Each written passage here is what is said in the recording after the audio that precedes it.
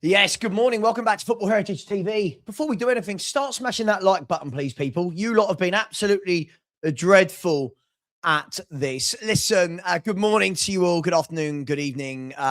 Listen, I think first and foremost, yes, I've seen David Ornstein's tweet, which has told us absolutely nothing, right? Yes, manager is going to manage tomorrow night's game. Shock horror. Yes, the turnaround between Saturday and Tuesday for me was almost made it impossible for this to happen like that. We'll talk about all of it. We will talk about all of it. Big up to my man Nick from Football Club, the Football Club in the chat. How you doing, Nick? Hope you're well, my friend. Long time no speak. Look, I genuinely don't think it matters whether he goes today, tomorrow, Wednesday. I genuinely don't think it matters at this stage. We've got a very tough game against Borussia Dortmund. Loads of injuries. Bringing in loads of injuries, loads of suspensions, loads of players not eligible to play in the Champions League squad. Changing now, I don't see what difference it really makes. I genuinely think we're going to lose that game tomorrow night. Sorry, they might not, but I genuinely look at how weak this team is and think, yeah, this is going to be a defeat. But I do think that everyone's losing their mind, as always. Everyone's losing their mind. I do think it's a matter of time. I do. I think it's a matter of time. I don't see how a manager survives this. Whether I wanted it to work, whether I want him to work, I don't see how a manager survives this. But we are going to talk about a few things this morning. We're going to look at the last 6 years. This is going to be the 7th manager. If we hire a new manager, this is going to be the 7th permanent manager. And then we've still got people who don't understand why the club's a shambles. 7 managers in 6 years. How do you build? How do you grow? Where's your continuity? Where's your planning? Where's your strategy? Also, going to be having a look. Lots of pundits now, the last 48 hours, are starting to see the other side of it as well. Something that I've been saying and getting absolutely berated for. This squad is not good. People are coming round to that idea now that unless everyone is fit, this team is not good. Harry Redknapp this morning said some interesting but honest things. Some interesting and honest things about this Tottenham Hotspur team, about the forwards, about the recruitment. We'll go through that. We're going to have a look at that. Ali McCoy said it as well. Jeff Stelling was saying I've seen so many people now who have started to actually say, hang on, these players aren't good and they're getting away with it again. Now, that doesn't mean that Frank should stay. It doesn't mean that he will stay, but it's more about the long term of a new manager that's going to come in. Are we going to realize when the new manager comes in that we need to rip up this squad and start again? Or are we going to do what we keep doing? And are we going to pretend that they're better than they are? I said over the weekend, that's the worst front three I've ever seen play for Tottenham in the Premier League era. I think it's got nothing. It's got no goals. It's got no creativity, no skill, no power, no presence, no flair. It is a terrible front three that we are having to play at the moment. And I hope that the new manager that comes in, gets to buy new forwards. Now, you might get away with it when Kulu, when Maddison, when Solanke, when Kudus, when all these boys are fit, you're going to get away with it. There's more there, right? There's something there to work with, right? Unfortunately, when they're not fit and you're working with Tel, Odegaard and Mawani every 3 or 4 days, I don't go into games expecting us to win them at the moment. I'm not going into games saying, yeah, we're going to win this 3 or 4-0. I feel like the goals will come from Romero, from Van de Ven. Conor Gallagher pops up with goals in his career. Paulinho's popped up with goals. And by the way, yeah, people in the listen, I don't even think Solanke's amazing. That's how far we've fallen. I didn't rate Solanke or Richarlison, and now we've gone even lower than that this season. Look, I feel for the next manager. And he's not even here. I feel for him. I truly feel for whoever is coming into this mess. I feel for those fans as well who truly believe everything is going to turn on this manager going and a new manager coming in, because I'm going to keep the same energy. The new manager coming in is going to need time. They are going to need years.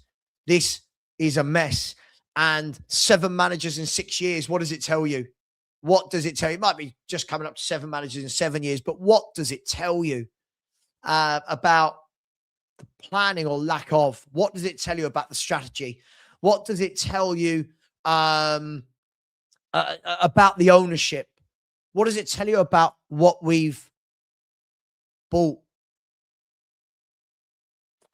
And again, we came into this transfer window knowing that that was our forward line, and they've not, again, not addressed anything. They've not addressed anything. And I get that the news cycle right now is Frank. We know that. Let's be honest, guys. At the moment, none of this Frank in, Frank out matters. I think we all know the inevitable is about to happen, don't we? We all know. I'll be honest with you, right? I'll be honest with you. I know it's about to happen. Can I show you how I know it's about to happen? Right? You might laugh, but this is how I know it's about to happen, right? This is already ready to go, right? That's my thumbnail for when Thomas Frank is sacked. There you go. You can all see it. I'm not lying. Thomas Frank sacked, right? That's my thumbnail. Okay? We know the inevitable is about to happen. I don't think we need to sit and discuss anymore of should he stay or should he go. I think we know he's going. We know he's going. But as always, what's the bigger, wider issue at this football club? And that's why today, 7 managers, 6 years. What do you do? For me, Thomas Frank, I think this is a really good point. Yeah, is that a big distraction against Frank, so it takes pressure off the board. Now, look, managers will take the blame, of course. Ange, a lot of pressure on Ange, a lot of pressure on Frank. There was a lot of pressure on Nuno. They take the brunt. Of course they do, because they're the ones you can sack, right? By the way, anybody saying Brentford are better this season should actually go and do their research. They're actually on course to finish on lower points than they did in Frank's best season. Just saying. But people like to say things because it sounds cool and edgy. The interesting thing here, right, is we are about to do what we've always done. We're about to do what we've always done, which is buy average players. Managers fail. Fans get upset. This is all of us. New manager comes in. Cool. Okay. No problem with it. I don't know about you lot. I'm so used to it. So used to managers coming and going. It's like water off a duck's back now. But how does that ever build? Like, how does that build? I was watching, as I said, I watched Harry Redknapp this morning. And what Harry Redknapp said about our recruitment and this football club was absolutely spot on. Right? Absolutely spot on. And I'm going to show you the quotes that Harry Redknapp said. And again, there'll be those that go, no, it's just Frank. And that's fine. But we're talking about different subjects here, right? I don't think he has. Simon, he hasn't had the dreaded vote of confidence. No one from the club has come out and said it. I think the turnaround from Saturday to Tuesday is just too quick. I've got no doubt that look, if you're the Spurs board right now, right? If you're the Spurs board right now, you're going, right, this is a tough game against Dortmund. In 3 days' time after we've played West Ham, hardly anyone is fit or eligible to play in this game. We probably might lose the game. Give it to Frank and start fresh afterwards. I don't know. I don't know. Now, for me, I think it's throwing a lamb to the wolves. However, I think there is a lot that goes on behind the scenes, right? Of who you're sacking, who you're bringing in. Is there going to be a plan and all of that kind of jazz? But hang on 1 second.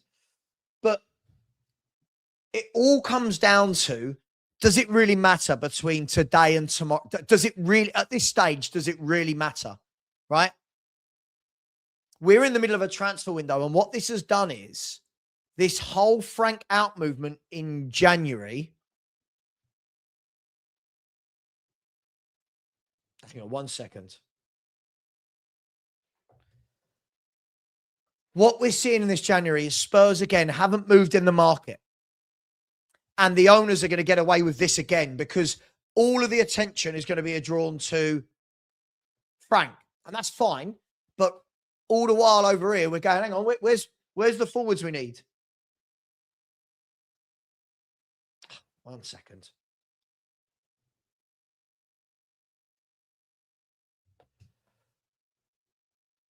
Aren't they? It's misdirection. Over here, everything Frank. Over here, transfer window. Don't worry about that.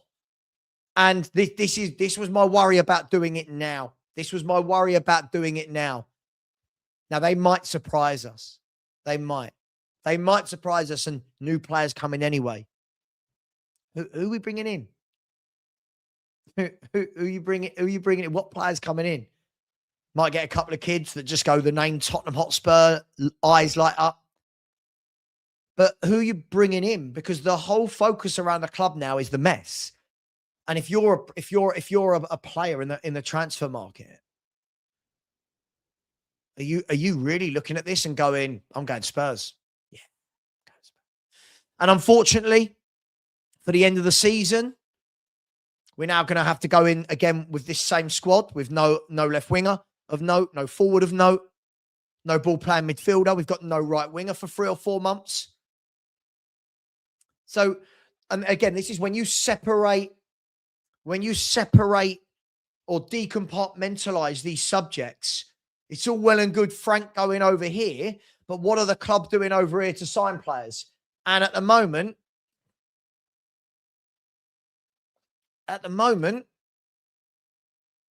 we're going into the second half of the season, or, we're in the second half of the season. At the moment, we're going into the last 16 games of the season with no one to help, no players to help, no goals added. I was speaking to Stel at the pub on Saturday. He said, again, look, he said, look, we're the 17th at the time. He said, we're the 17th of January. We've not bought a forward or a winger to help to score goals. Like, what are we doing? And these are the owners that we're going to entrust. These are the owners and the directors of football that we're going to entrust to instill the next manager. And it is, people are saying in the chat, smoke and mirrors.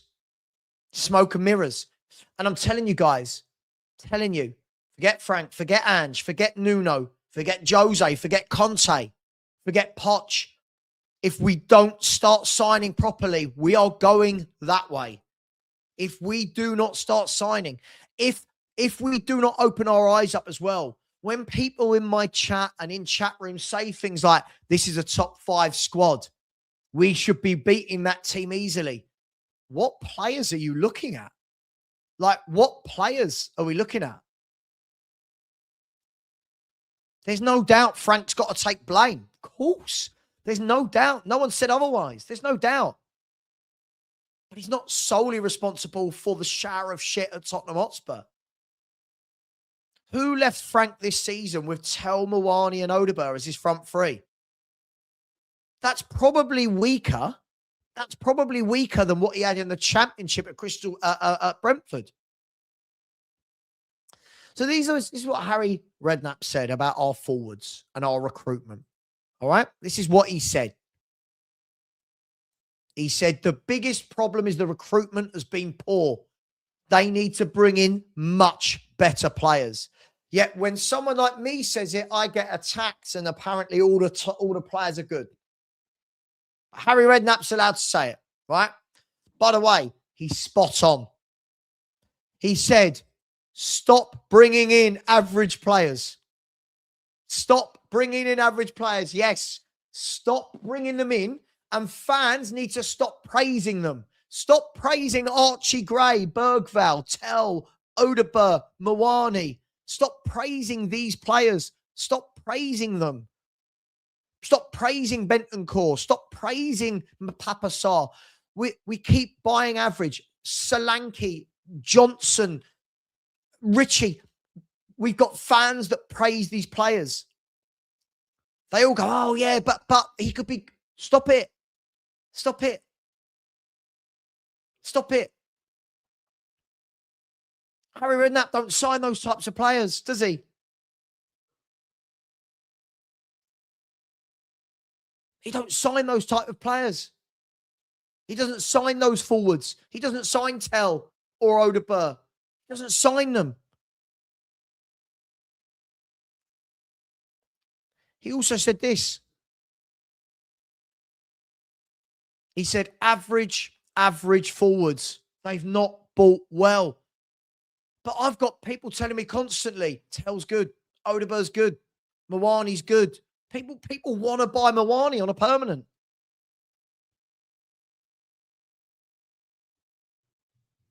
People want to buy Mawani. How is anyone watching Mawani and going, I want to buy that guy?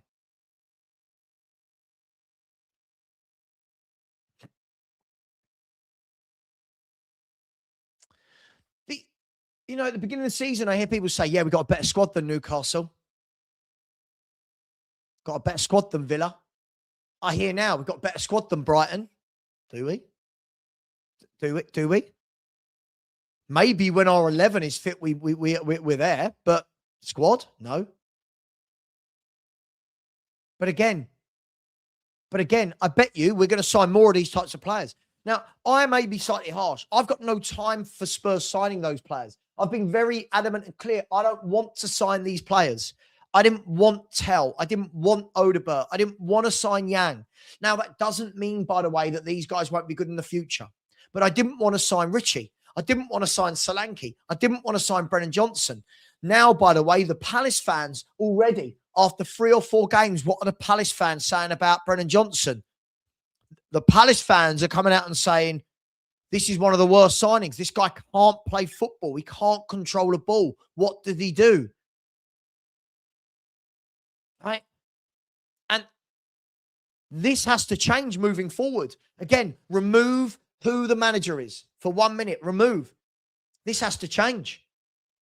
We believe that Poch is going to come in and suddenly tell Odegaard and Mawani's a good front three. No. Oh, but he'll work with them. He'll develop them. Sure. But we're Tottenham Hotspur. We shouldn't be sitting here with these players in our first team. Maddison, that should be the level. Maddison type footballers should be the level.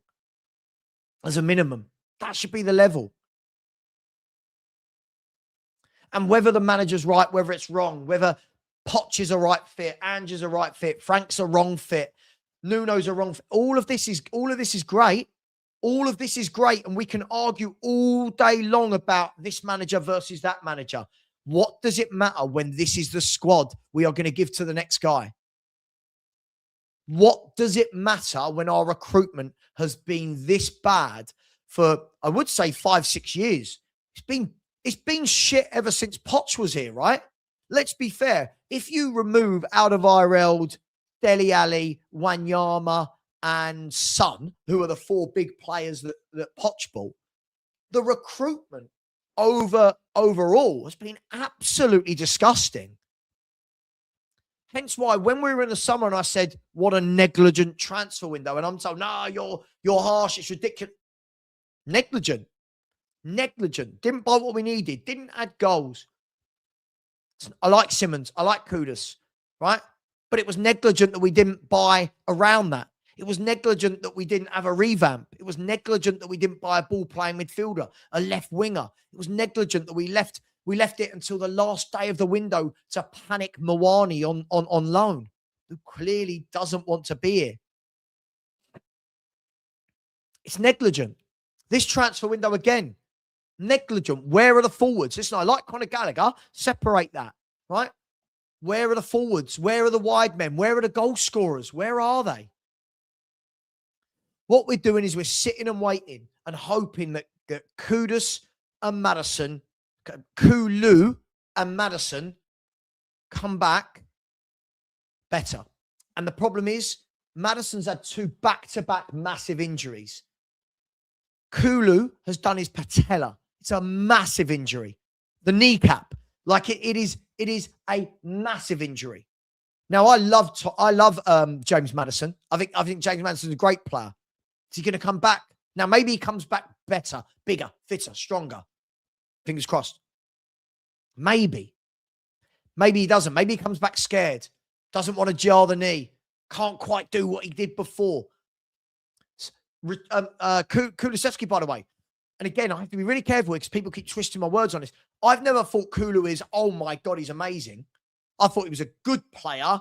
No more, no less. I don't think he's a world beater. I don't think he walks into top teams. But does he come back to the level he was, which would need to be the bare minimum requirement of a Tottenham Hotspur footballer? So I'm all for changing the manager. I'm all for phase 8 of whatever this is in the next phase 7 in the last 6 years.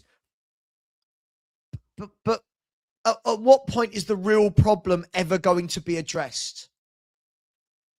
I hear this sentence all season, but these players should be doing better. These players, based on what? Their results over the last 2.5 years are absolutely horrific. What have I seen? That when I've got a starting lineup the other day, where 5 of your forward 6 players are Gray, Tell, Mawani, Odegaard, and Xavi Simons, as a collective 5, what have I seen from any of them playing together that we should be getting more out of them? Ali McCoy said it this morning. Our front line wouldn't look out of place at Burnley, who are about to get relegated. It's tough times. So what does the new manager get when he walks into this football club? And that is why I've sat here and I've said, and I promise you guys, for me, there's going to be no, I don't want him, don't want him, don't want him, don't want him. I want him. I can't be bothered with all that now because people go, who do you want? What does it matter? At this stage, what does it matter? We've all been sucked through so much. We make the same mistakes over and over and over again. And this is it. This is it, Barbaric. Look, so far, I believe this season, and bearing in mind on what I've actually just said about the likes of Kulu and Solanke, because for me, I think in level of player, Maddison, Kulu, Solanke, right? But they're all much better than what we've got. Not one of those has started a game this season for Tottenham. Not one. Not one. And by the way, I don't even think that's a great front three. Like, not one. So, where does this change at the top? Where does this change? Who is the guy? Like, surely Paratici and Lang, who have put this squad together, need to get some stick. And this, Steve, absolutely, he's already up against it. Because there are so many fans that they're very happy. We're all very happy to have the manager conversation. So many. Dude, listen, just stop. I'm really bored of this and stuff. He didn't. As I just said, the 4 players that created and scored the goals last year haven't played this year. So no, right? Everyone's very happy. We're all happy to go in on the managers. But what about the directors of football?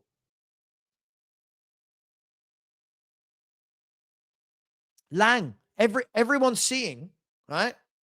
Everyone's seeing, right? Lang, everyone's seeing Paratici, and we're seeing this squad be built over and over again with average players. And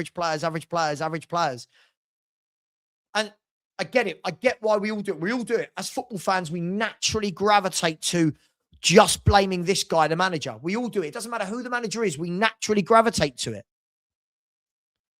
But if this doesn't change up here, nothing's going to change in the long term. We're going to get some short-term satisfaction. We always do when a manager goes, right? Because if you don't like the manager, you go, oh, yes, he's gone. Oh, and we all do it. Depending on the manager we like or don't like, we get that short-term validation, that satisfaction. But now let's try having a conversation about long-term. Now let's try having a conversation about long-term. What happens? like long term. I'm even talking a year down the line, 3 years down the line, 5 years down the line. What do we do? Because all I see is I walked straight back into the pub after, as I said, after the game, and I said, that's the worst front three I've ever seen. And immediately, whoever anybody likes starts defending them. Oh, I thought Tell did this. Oh, Odegaard. Oh, it's not Mwani's fault. And I'm like, again, we're very, listen, as I said, I think the whole thing needs to be changed. The whole thing. In the summer, if we've got anything about us, and I say this every year, and every year it doesn't happen, we should be moving people on. The Porros, the Romeros, the Bentancurs, they've been here for how long now? They're part of this toxic culture. I'm not blaming those three, but I'm just saying they've been part of this toxic culture. But we keep going, next manager does really well. Romero, he's not an issue at all. It's the manager. Well, this is now the fourth manager, I think. If I'm not wrong, he's played for Nuno, Conte, Ange, and Frank. Right? Nuno, Conte, Ange, and Frank.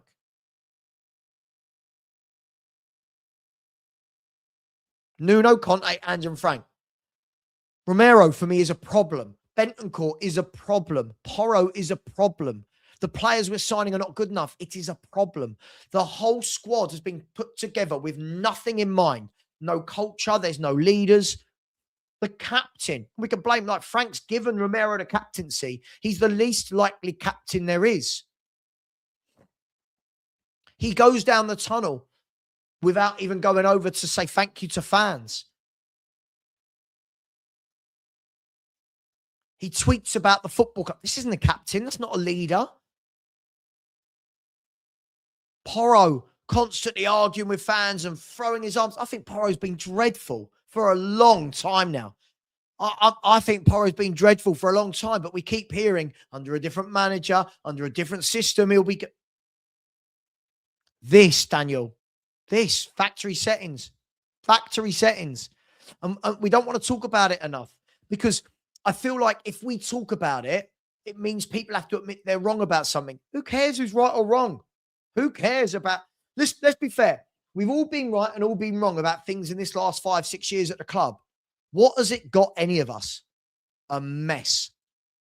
What has it got any of us? Who cares? You were right about him. You were wrong about him. What does it matter? It's a mess. It's an absolute mess. No matter who's right, who's wrong about certain players, certain director, certain manager. It's too much. And we're so busy trying to go, told you. I told you this player was shit. Told you this manager was shit. What does it matter? The bigger picture is the football club we all love is in a state beyond repair at the moment. At the moment, it feels like it's beyond repair. Right? But what have we done? I've seen people arguing online. Bring back Ange, bring back. So again, what we're doing is we want to go backwards. Again, we don't want to actually acknowledge what the problems are and build. Right? We don't bring back. Why are we going to bring back Ange? Why are we going to bring back? It's like constantly we want to go backwards. This needs to change from there. Up here, it's got to change. Constant merry-go-round. We're about to go through another merry-go-round, and that's fine. But at what stage does that stop? At what stage does Spurs have calmness? At what stage are we going to stop being the butt of all the jokes? We've tried Jose, so Poch, Jose, Nuno, Conte, Ange, Frank. We've tried serial winning managers. We've tried progressive managers, pragmatic managers, defensive managers, managers who haven't won before. And the club is a mess. After all of that, again, doesn't matter which of those 6 you liked or didn't like. Doesn't matter which of those 6 I liked or didn't like. We're no further forward. We are no further forward as a football club. We've actually gone backwards in that 6 years. That tells you that this isn't just a manager problem. And when the next guy comes in, he is starting with these very same issues if nothing changes at the top. If Nothing changes up there. We're arguing about nothing every week. New manager might come in, get a bit of a kick. I get it. I get it. And the thing is, depending on the managers we like will depend on whether we think they're the problem or whether it's the board or the players. Can't we all as a club right now, as a fan base, admit the whole thing is a mess? Can I ask right now in the chat, there's nearly 650 people. Yeah? Again, I don't know what I mean. How do you? Sorry, I've been saying this football club's a mess for decades, mate. I don't know what you mean. I don't know what people think I've been saying for the last 20 years on Instagram and Facebook and X and or Twitter, where it was, and now here. The whole thing's been a mess for decades, mate. This whole thing's been a mess. This isn't new, but it's just getting worse. So right now in the chat, can we acknowledge this whole thing is a mess? We can point the finger at this person, that person, that person, that person, these players. The whole thing is a mess. The whole thing's a mess.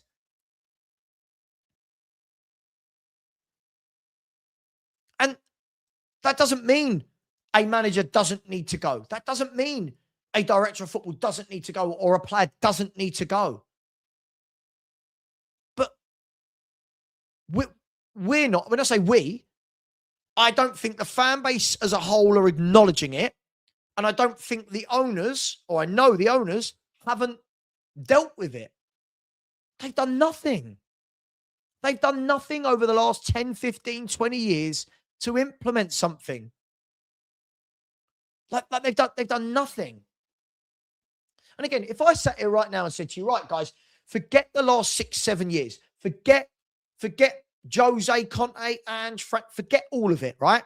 Right, and let's say Frank's gone. So let's start now. Forget all of these names that have gone in the past. We're starting now, drawing a line underneath, right? We're drawing a line, and we're just going that way.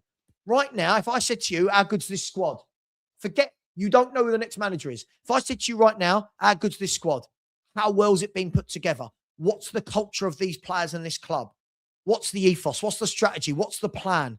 If I asked you all of that without knowing any of what's gone before it, you would all tell the truth. You would all tell the truth, wouldn't we? We would all tell the truth. It's a shit show. It's a mess. The owners are shit. They haven't implemented anything. The squad isn't good enough. There's no structure. There's no plan. As I said, remove all the managers from this conversation. Now look at the rest of the club. It's a mess. The whole thing. We're a mess as a fan base. We're all over the place, aren't we?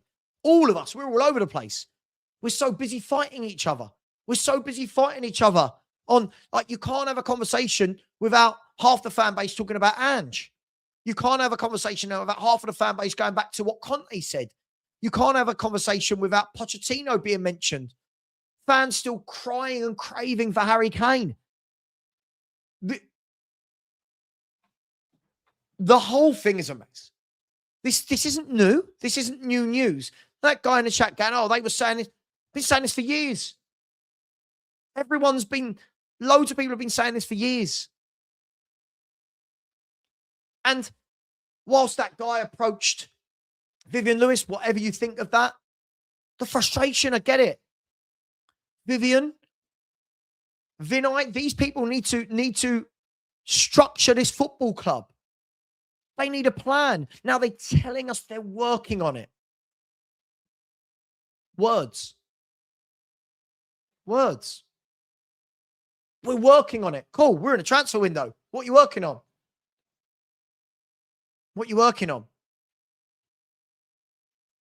We're nostalgic. We're living in the past. Apparently the only person that can come in and galvanise us is Poch. I'm seeing a lot of fans say they don't want Poch. Right? So I don't think it galvanizes everyone. What it is it's nostalgia. Because again, you know why we're nostalgic? Because there's no path. Because there's no path, because there's no plan, because there's no strategy. We're nostalgic. And again, I know there's people out there that hate me. I know there's people out there that you said this about Frank and you said this about Ange. But again, try and remove all that. Now look forward. What is there to look forward to? Right now, you're a manager, right? Right now, you're Xabi Alonso. You get a phone call from Spurs. You don't just immediately take it. That's going to be one of your bottom choices, isn't it? Because why? These people can see inside. These people can see what's going on. So I don't know who the next manager is going to be. I don't know who the next manager is going to be of Tottenham Hotspur. I'm at the stage where I don't care. Because if you're giving them this squad, if you're giving them more kids to play, if you're giving them forwards that like this, if you are giving them players that have been here for 5, 6 managers that have shown over and over and over again they will down tools at the drop of a hat, what does it matter? Like, what, genuinely, what does it matter?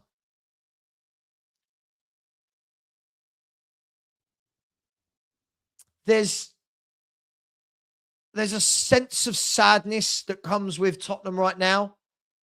I say right now, for years.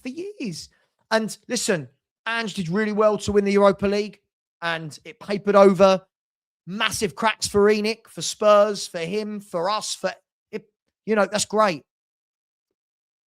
But again, as a football club looking into the future, what's the destination? Where are we going? What are we building towards? Not one of you can tell me. I don't know. And none of you know. And I think this is why so many people are at the stage now where please sell the club. Now, it doesn't mean everything gets better. The new owners coming in and they're amazing. We don't know. But I think so many people now are at the stage where, would you take the roll of that dice? Would you take a chance? Would you take a roll of a dice on changing?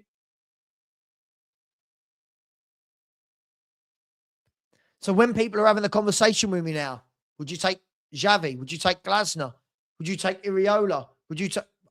I genuinely don't know what any of this means anymore. I genuinely don't know what it means. I've seen every type of manager manage this club in the last 20, 25, 30 years, right?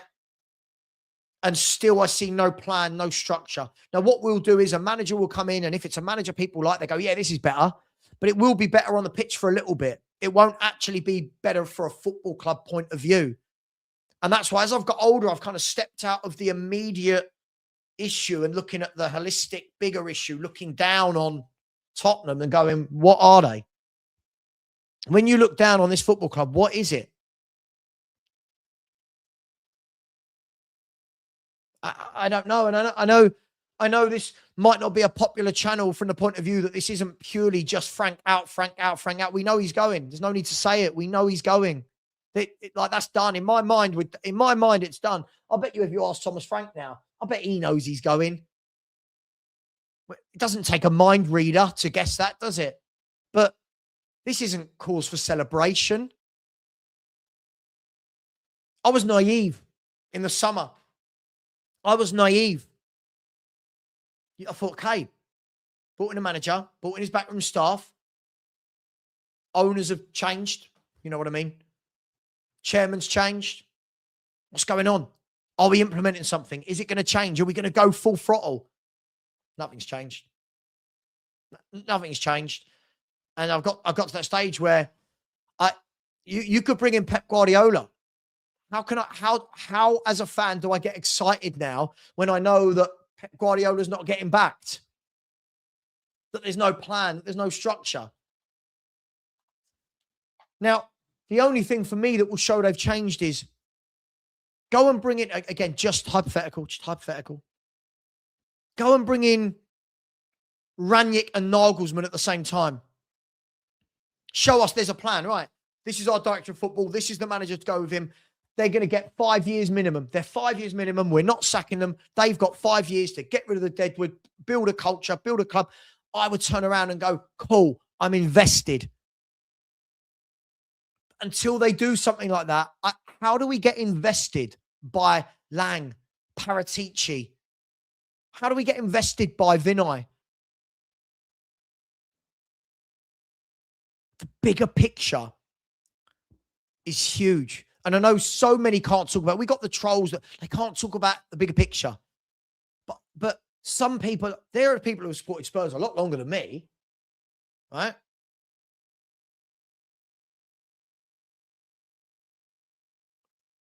But I've seen so much now at this football club for 40 years that sacking a manager, bringing a manager in anymore, it means nothing. We're just going to do it again in a year because there's no plan. People say it's the wage structure. It's got to be a plan. It's got to be a bigger plan. Forget wage structure for the moment.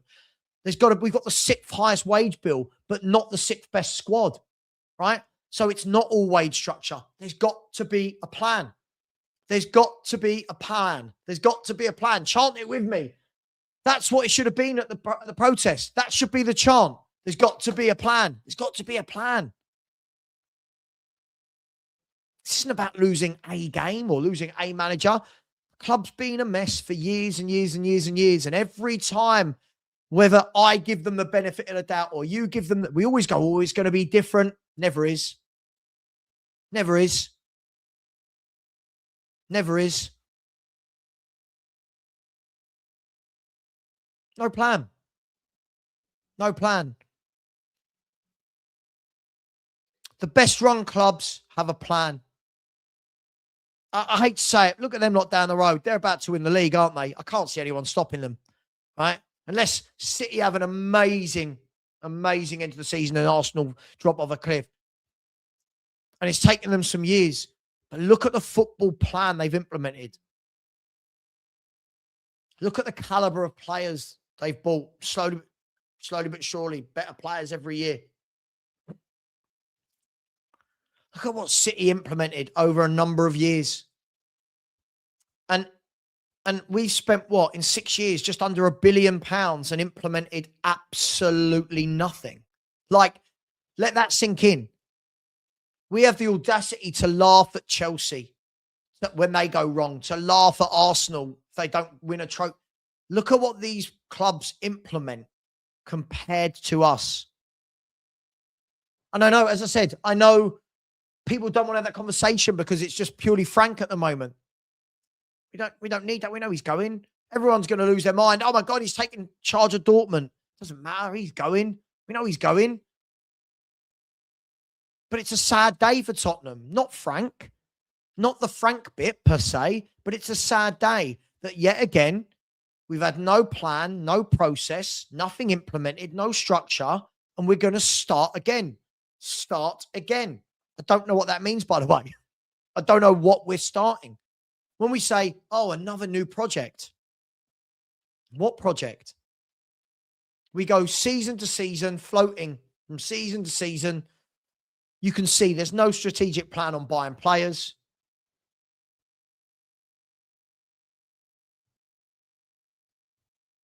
There's no strategic plan on what do we want to be in 3 years, 5 years.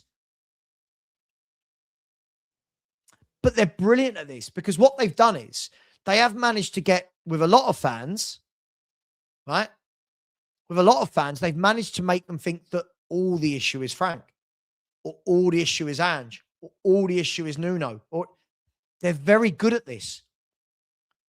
Let's keep our eyes open, guys and girls. Let's keep our eyes open. Frank is a issue, not the issue. Paratici is a issue, not the issue. Lang, a issue, not the issue. The players, a issue, not the issue. There are so many layers here. There are so many issues. But what do we do?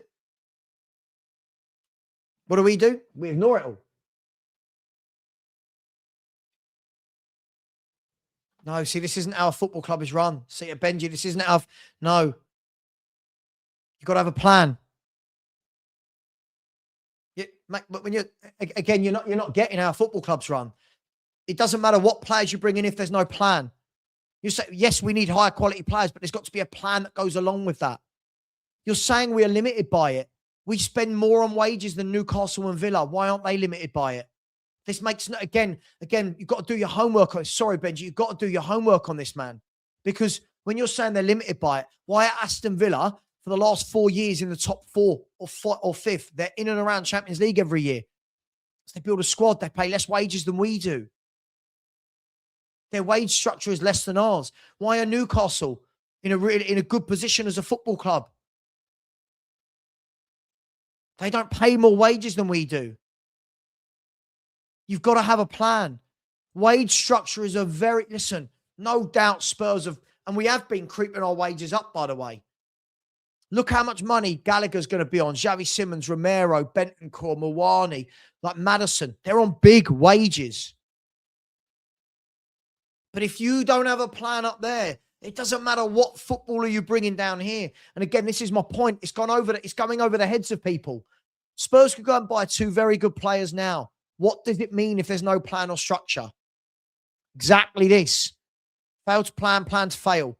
Don't just go and buy in 2 good players. Why are you buying in those 2 good players? With what plan in mind? With what structure in mind? Like, you know, there's no plan. As I said, a lot of people can be the problem, right? But to get a solution, it's got to be up there. It's got to be up there, and they get away with it every time. They get away with it every time, and nothing's changed. And I thought, go on, change in the summer, show us. No, not changing. Joe, mate, you've asked this about 15 times, mate. If you keep spamming, I'm just going to block you. We don't need spamming. It's fine. No, none of us know how to run a football club. But if you've ever worked with inside a football club, Rob, you will see what gets implemented, what structures, what planning, what goes on. So it's not about, these are basics, by the way, as well. You look at the best run clubs. They've got a structure, a plan, a philosophy, a direction. Even look at the smaller clubs that are really well run. Brentfords, the Brightons. Look at them. Plan, structure, process. This isn't rocket science, Rob. This is not rocket science. And again, yeah, we have. You can go and buy the best young player you want. If there's no path, if there's no plan, if there's no structure, if there's nothing built, we're just going to do this again. And the problem is, don't we all realize, listen, I've been doing YouTube for, I don't know, however many years. And I feel like everything we were saying then, we're saying now, like nothing's changed. Nothing fundamentally has changed. Nothing has been implemented. Nothing has got to the point where you go, yeah, I see what Spurs are trying to do. We have the 6th biggest wages in the Premier League, right? Now, to close that gap to the big boys, yeah, you've got to offer more. But the players that want more right now aren't going to be attracted to Spurs. Let that sink in. As I said, when people just talk about wages, you've got to be able to attract the interest of the player first. For example, do you think if we rocked up to Crystal Palace now and bid for Guehi and gave him 400 grand a week versus Man City's 300 grand a week, that's going to change Guehi's mind to go to Spurs over City? No. He's not going to join Spurs over City. Same with Semenyo, right? Semenyo's on 150 grand a week at City. How many, including us, could have blown 150 grand out the water? But he turned down all those other clubs to go to City. So this whole wages. With the wage structure we've got, we should have a very good team, a very good structure. We're making out like we don't pay any wages at all. It's all skewed. Basics, yeah, basics. You know, Sonny's leaving. You plan for that. No planning. But again, the problem is, John, there's never any planning, is there? We didn't plan for Kane leaving. We knew he was. We didn't plan for Son. But again, because up there's no structure. So if that structure doesn't filter down, we're just going to be doing this again. As I said, we can all talk about which manager we like, which manager we don't, which players we like, which players we don't. No one can tell me what's changed. No one can tell me what's changed at this football club.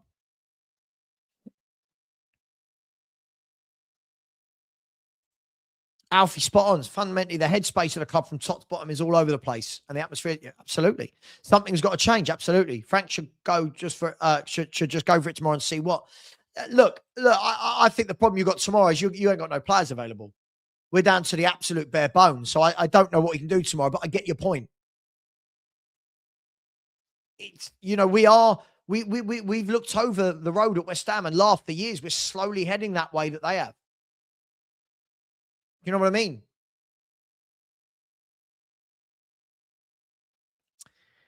Because, Benji, when those two were on that, they were the only two on that. Now, you've got Xavi Simons on 200, Romero on 200, Mawani on 175. It's the average, mate. It's not two players. It's slowly creeping up as a club, as an average. The wage isn't dictated by two footballers. It's the average. It's creeping up, whether we like it or not. Mawani, right? Maddison, Kulu, Xavi Simons, Romero. It's creeping up. Conor Gallagher, it's creeping up, mate. Got to do your homework, mate. You've got to go and do the homework on what's actually happening at the club. As I've said, I've heard this story for years. Do we believe that if Leeds United offered somebody 300 grand, they're going to join them over Arsenal, who are offering 250 grand a week? It's just not how football works. Our wage structure is more than good enough. Doesn't mean we don't need to go higher, but our wage structure is more than good enough to have done what Villa or Newcastle have done in the last 4 or 5 years. Right? Again, this is the point. This is the point. Too many people just say it's the money, it's the money, it's the money, it's the money. They're not getting it. They're not getting it. There's got to be a plan. Benji, you're starting to say some really silly things now. Sorry, mate. You do realise at the time that Man City did this, it was only them and Chelsea that could afford massive wages. Now everyone can. Spurs can. Newcastle can. Arsenal, Liverpool, United, City. Everyone can afford big wages.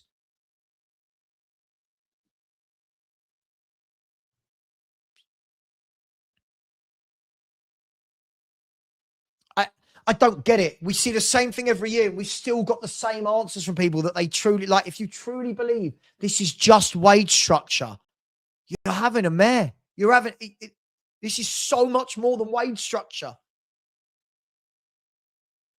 As I said, right now, let's use an example. Right now, Adam Wharton. Right? Now, if Spurs go up against Arsenal, City, Liverpool for Adam Wharton, and all three of those clubs offer him 150 a week, and we offer 2. In your mind, let me know in the chat right now, who truly believes that Wharton would choose us over those 3 big clubs for the extra 50 grand a week? Let me know in the chat. Who truly believes that in their own mind? Who truly believes that an Adam Wharton would look at City, Arsenal, and Liverpool and go, no, I'm going to Spurs for the extra 50 grand a week? And therein answers your problem. Therein answers it, right? Therein. We can't compete with those big clubs right now because the club's a mess.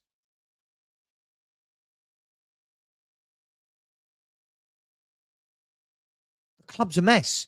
We can't compete with those guys. Can't compete with them. People were sitting in here last year going, Semenyo, we could get him. In what world? In what world did anyone think Semenyo's picking us over those bigger clubs that want him? Again, there's no... this isn't FIFA. This isn't Football Manager. Wages help. But not when you're comparing us to Man City. Spurs are not going to get a player over Man City because we offer 50 grand more. By the way, we wouldn't offer 50 grand more because Man City could pay whatever we pay, right? But that's not the point.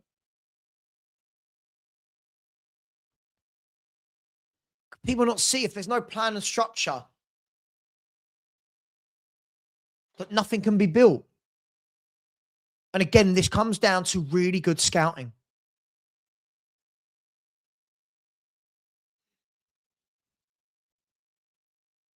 Really good scouting is needed, isn't it? You think whoever scouted Luka Modric, for example, right? Good scouting. I'm not talking about scouting Semenyos. We know you don't have to scout. You can't say Man City have scouted. Man City have scouted Semenyo. I mean, everyone knew Semenyo. It wasn't a case of scouting Semenyo. But where are those players abroad that you go, God, where'd they get him from? Aston Villa picking up Kamara on a free. Who's our scout doing that? Who's our scout looking at Glenn Kamara going, yeah, free transfer, really good. We don't have that, do we? We don't have it. Our free transfer was Manor Solomon. Like that's the levels, right? That's the levels. So using the Wharton analogy, it's not that if we bid for Wharton, we can't get him at all. But no one has yet to show me an example of when we've gone toe-to-toe with a big club for a big player and they've chosen us. The youngsters might choose us because they're going to get more game time. The ready-made players, they're not choosing Tottenham. Club Bruges, I believe they got Thiago from.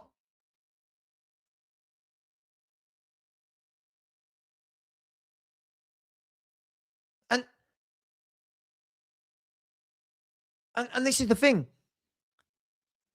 When we look past the manager scenario, when we look past that, I don't know what we are. I don't know who we can attract. I don't know. We talk about top players and we go, if we had ambition, we'd sign him and we give him 300 grand a week.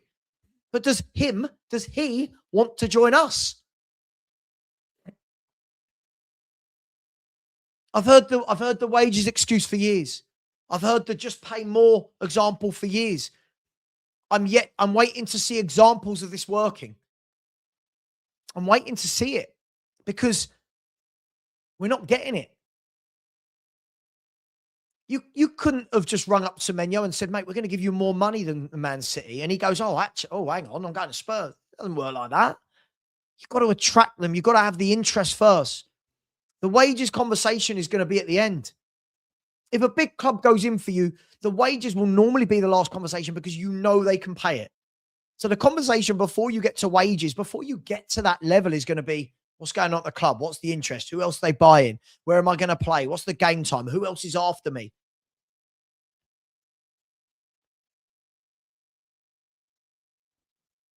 Like, who is our guy checking out Club Bruges, for example?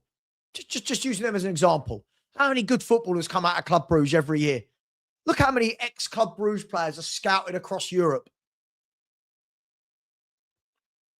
Where's our scouts doing that? People saying they want to lose tomorrow, so Frank goes. I think Frank's gone anyway, guys. I truly believe it. I truly believe it. I don't think it matters about tomorrow's game. I don't think I don't think we've got the team to beat Dortmund at all. Anyway, we're right down to the bare bones. I wouldn't be surprised if a couple of kids play. So I don't know, guys. I just feel a little bit like we're going to be having these same conversations. What will happen is the next manager comes in. There's going to be those that love it. There's going to be those that hate it. And the rows will start. This guy's not good enough. This guy's more than good enough. But it's Enoch. But it's the players. But it's the director of football. And we're going to go round and round in this vortex, aren't we? Round and round in this vortex. That manager will go. And then we'll still be complaining. It's wages. We'll still be complaining. Just pay more money. We'll still be complaining about the youth not getting a chance. And we ruin this young player. There's no football plan. I mean, there's no football plan. Yeah, Lee, I'll go through it in a minute, mate. There's no football plan. Spurs bought in. Look at those 7 managers in 6 years. Spurs bought in Jose Mourinho. Love him, hate him, feel indifferent towards him. He is one of the greatest managers of our generation. He is one of the greatest managers of all time. Whether you like him or not, whether you like his style, it doesn't matter. Factually, he's one of the greatest manager of that's ever lived. Right? What did we do? What did we give Jose Mourinho? Joe Rodon, Matt Doherty, right? Højbjerg, he's okay, right? Højbjerg's okay. Gedson Fernandez, Vinicius, like At what stage did we have to look and go,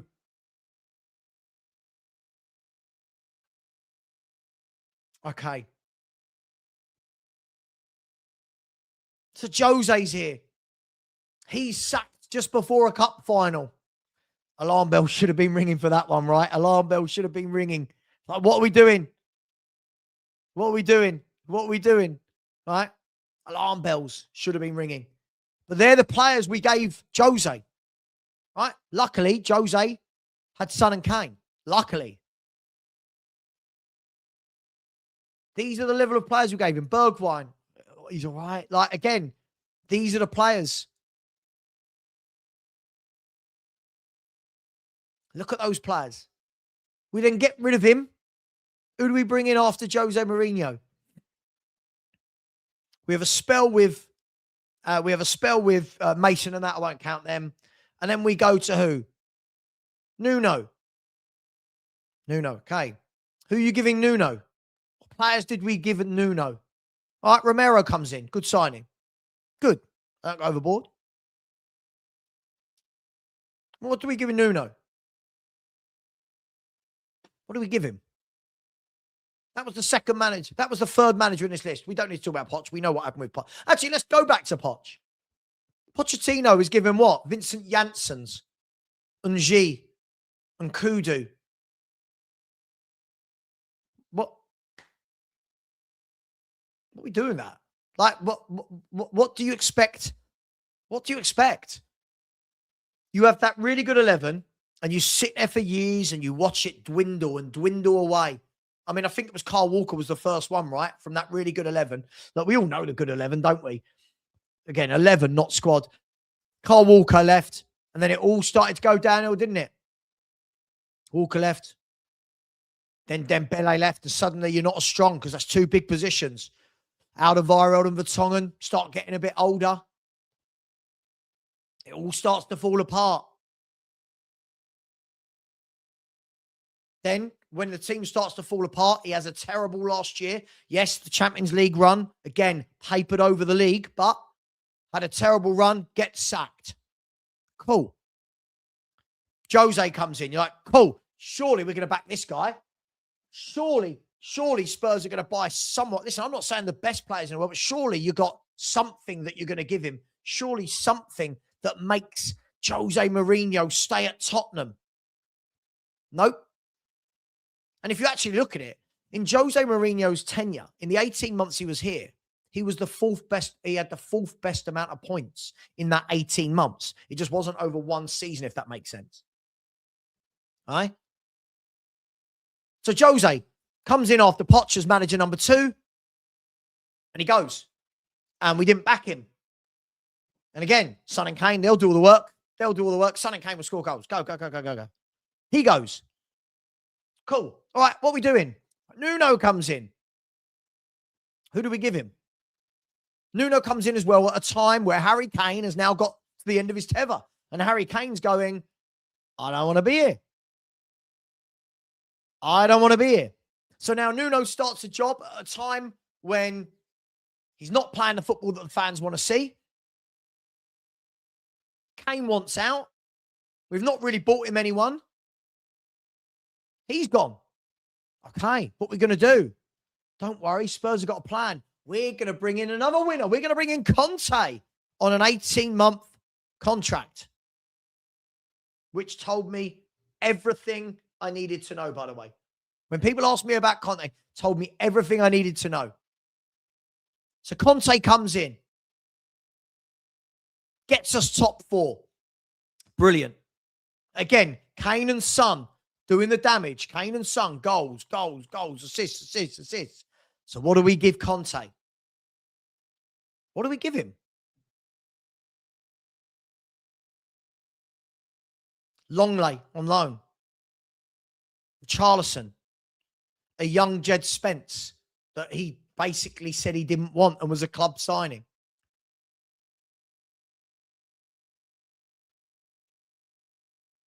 But what do we give him? Now, you could say, yeah, you got Kulu and Bentancur, decent signings at the time, good signings at the time, made an immediate impact. After that, what? After that, what did they give him? Again, more and more average signings. We were going into the Champions League, and they're the signings we gave him.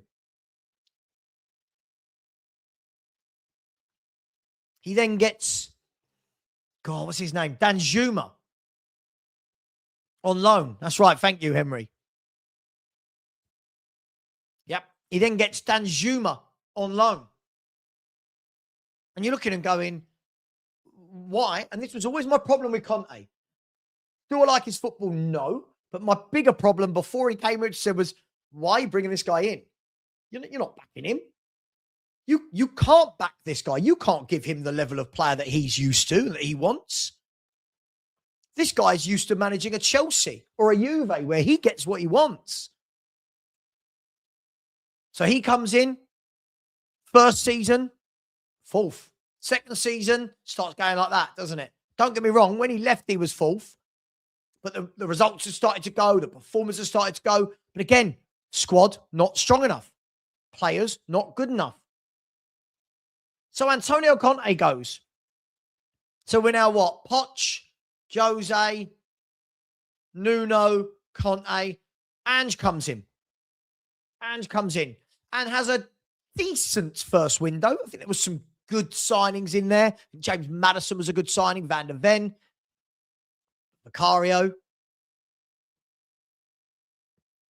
Brennan Johnson. His next year, he's given loads of kids. Loads of money spent, but loads of kids. So now you've had, and he did well to win the Europa League. Don't get me wrong, I thought he was horrific in the league for a year and a half, but did well to win the Europa League. But now you've had Poch, Jose, Nuno, Conte, Ange. So then you then go to Frank, and we're just going up and down in attacking, pragmatic, attacking, pragmatic, attacking, pragmatic. But again, going into the window, and you're thinking to yourself, right, what are you going to do? How are you going to back this guy? We're going into it's another year, isn't it, where you're going, right, we're going into the Champions League. What are we going to buy? What are we going to give any manager? And again, this window was a panic in the last week of the window. Up until the last week of the window, Tottenham had bought in Paulinho on loan. It's not that Paulinho's not a good player, but loan. And Kudus, good signing. So in just under 3 months, Spurs managed to do those two. One loan, one signing. And then Maddison gets injured and everyone shits themselves, don't they? Oh my God, what are we going to do? We go for Eze and we don't get him. We go for Morgan Rogers and we don't get him. Oh my God, we get for... Then you get Xavi Simons, who, by the way, I think will be a good player in the future. I think he needs time to settle, right? I'll just caveat that on that side. So now you're going into the Champions League with the squad is no bigger than it was the season before. The squad is no better. You've lost your goals and your assists. You're playing every 3 days. It's not worked out on the pitch. This manager's going to go, and we start again. And when you look at those 6 managers, there's all sorts in there. It's like the, you know, the sweets, Revels. You know the Revels where you dip in and it's a coffee. Oh, it's a fudge one. There's no plan. There's no structure. There's no guidance. There's no longevity. The longest anyone's had in that time is 2 years, right? Which was Ange. The longest anyone's had is 2 years as a stint. You had, so Frank, if he goes, he's going to have had, what, 6 months, give or take. Well, I mean, if you, from when the season started, August, September, October, November, December, January, looks like he's going to have 6 months. Nuno had what? August, September, October, what, 3, 4 months, whatever Nuno had. Conte had 18 months. Jose had 18 months. Like, what are we doing? And again, forget in that conversation, I know some people forget in that conversation which of those you liked, which of those you didn't. You see the imbalance of what we're doing, right?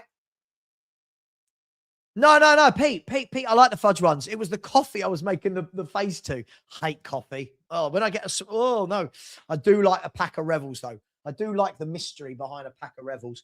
Um, and and and this is what I'm saying, right? So forget the ones you like and the ones you don't. In that, you've got world-class managers like Jose. You've got unproven in terms of Frank and Nuno. You've got Conte, who I don't think is the Jose level, but you've got Conte as a winner. You've got Andrews a winner on a different type of scale.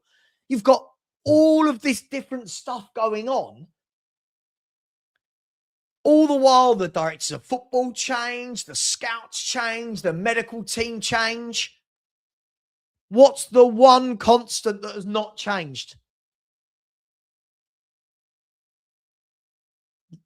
Owners. Owners. And again, as I said, it doesn't matter which of those you liked or not. It doesn't matter if I wanted Frank and didn't want Ange. It didn't matter if I wanted Jose but not Conte. It didn't matter if I wanted Potts but not Nuno. None of that matters because it's all happened. It's in the past. It's in the past. We can't change it. What we can change is the future. But it doesn't look like the future's changing. It just doesn't look. And you look at all of these managers' transfer windows. There's the odd gem. There's always the odd player where you go, yeah, good signing, right? But if we were going to look at the transfer windows from 2019 through to now, what a massive waste of money. Someone said, was it 900 and... Let me just check this out. What a massive waste of money. Whichever manager you like or not. I think it was like 975 million or something. Like, we're talking about £1 billion spent on footballers in 6 years. It's absolutely crazy. But with no plan, right? If Man City spend £1 billion, how much out of that £1 billion has actually been wasted? How much out of that £1 billion is actually going to be on rubbish players? If Spurs spend £1 billion, you can flip the question. How much of that was actually on anything good? This squad that we're seeing now, obviously players have come and gone, is over 6 years, had £1 billion coming and going through it, right? And look at it. Look at it. It doesn't matter. Again, forget managers for the moment. It doesn't matter. Look at this squad. Who is taking this squad and we're going, really good squad you're picking up there? The identification of players, the talent ID, the structure, the plan, the philosophy, it is non-existent at this club. They're telling us all the time, though, that it is there. We're hearing it all the time. It's there. It's there. We're building it in the background. And I get it. None of us believe it because none of us have seen it. We are going to do it again. We're going to do it again. We're going to believe, aren't we? Because we're all naive. We're all football fans. We all fall in love with it. We're going to believe that the next guy coming in, this is the guy they're going to back. This is the guy they're going to put a plan with. This is the guy. But when's it going to change? Forget whether you like Frank or not. Where's the backing in January? Forget whether you like him or not. At the beginning of this window, he's our manager. Where's the backing? Where's the, hey, here's some players to help you through this injury crisis? Right? Where is it?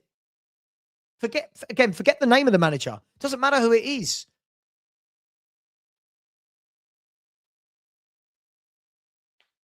But again, it's not just about paying the top wages. The top players need to be interested in coming to us. Top footballers are not. You can't, by the way, I can't even believe we're talking about these players as top players. Semenyo is not coming to Tottenham Hotspur, no matter how much we pay. You've got to implement a plan. You've got to have the club looking good. This. Planning, passion, ambition. 3 things the board have not shown. They tell us. Vinay came out the other night, didn't he? It's just lots and lots of talk. And I know when I do a show like this, people go, oh, it's deflecting from Frank. Not deflecting from Frank. Look at all these managers. Look at all these managers, whether they've been good, whether they've been bad, nothing's changing. Nothing is changing. Nothing is changing. Nothing has changed. In the last 6 years, can anyone tell me something positive at this football club? I don't mean winning a trophy. I mean in terms of what's been implemented. Can anyone tell me something positive?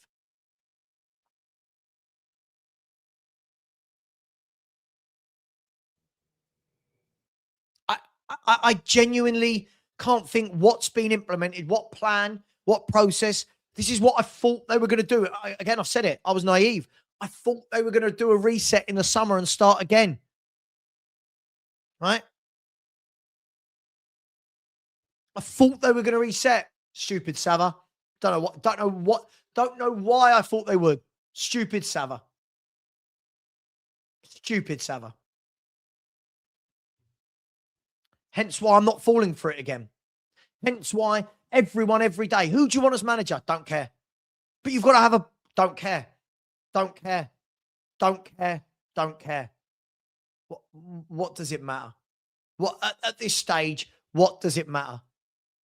I was sitting next to somebody at Spurs. I didn't know him. I was sitting with my mate, and on the other side, sitting next to a guy, and he turned around and he just went, "It's getting worse and worse year on year, isn't it?" I said, "Yeah." And he said to me, he said, "Don't matter what player, don't matter what manager, don't matter what director of football." He said, "All the while this lot are here, none of this is changing." And it was sad that he was so right. It was sad that he was so right. He looked like a beaten man. I reckon he must have been in his early 60s. He looked like a beaten man. He just looked a beaten man. And when you get into that stage where people who have been going for decades and decades and decades, people have supported this club for decades and decades and decades, everyone's now going, like right now, we know Frank is going to be the noise. When Frank stops being the noise and he's gone, what's going to be the noise moving forward? What's the next noise? Can you predict, guys and girls in the chat? What's the next noise? So after Frank's gone and he's been gone a while, what's the next noise? Is it going to be the next manager? Is it going to go to Lang? Is it going to go to Enid? What's the next noise? What's the next drama?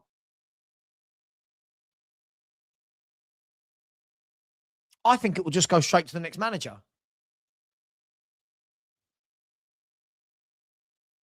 And I don't think it will. I don't think a lot of fans want to admit how bad this squad is. I don't think many of them do. I keep hearing, yeah, we've got our best back four this year. I don't really rate Adogi and Porro as fullbacks. I don't think Romero's as good as people say.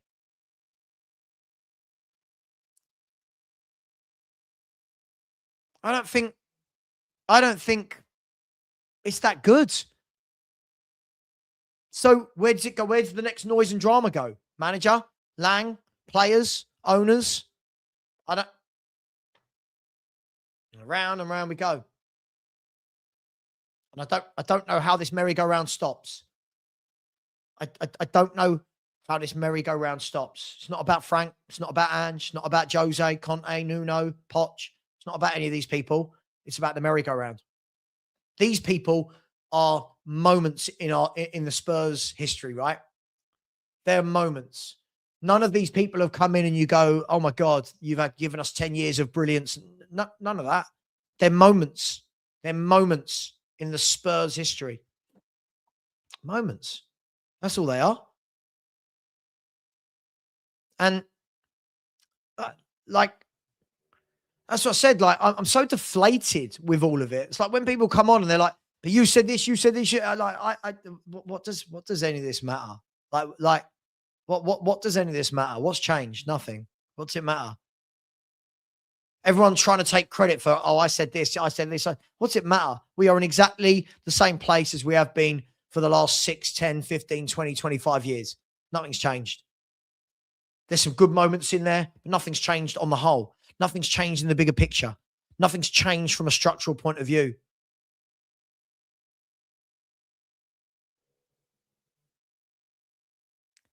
I I would love to be having a show where we're talking about signings coming in. We're in a January transfer window, and the whole thing now is being overshadowed because we're going to sack another manager. Where's the transfer? Who's coming in? Who's going to help? Who's going to help? Tell Odobo Mawani aren't good enough. They need help. They need help. We haven't done anything. And then there'll be people. See this a million miles off. I've seen it already. People go, yeah, well, I wouldn't give Frank any money. You're like, yeah, hang on, but this squad needs players. Forget who the man. This squad needs players. No, I wouldn't give him any. It's mad. But we're going to do it again, right?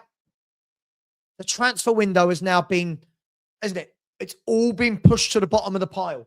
No one's talking about it, are they?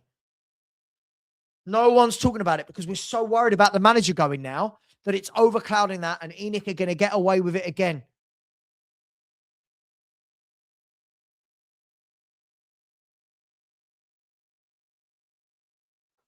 It's going to get away with it again. I see people saying now, save the season. Save what? Like, what are we saving? Again, someone like Jay Ashraf. Again, he's not. Again, what I love is people like you clearly join the show an hour and 20 minutes in and haven't listened to a word that's been said. You're not listening. This isn't about Frank going. You've not listened to a single word of the show.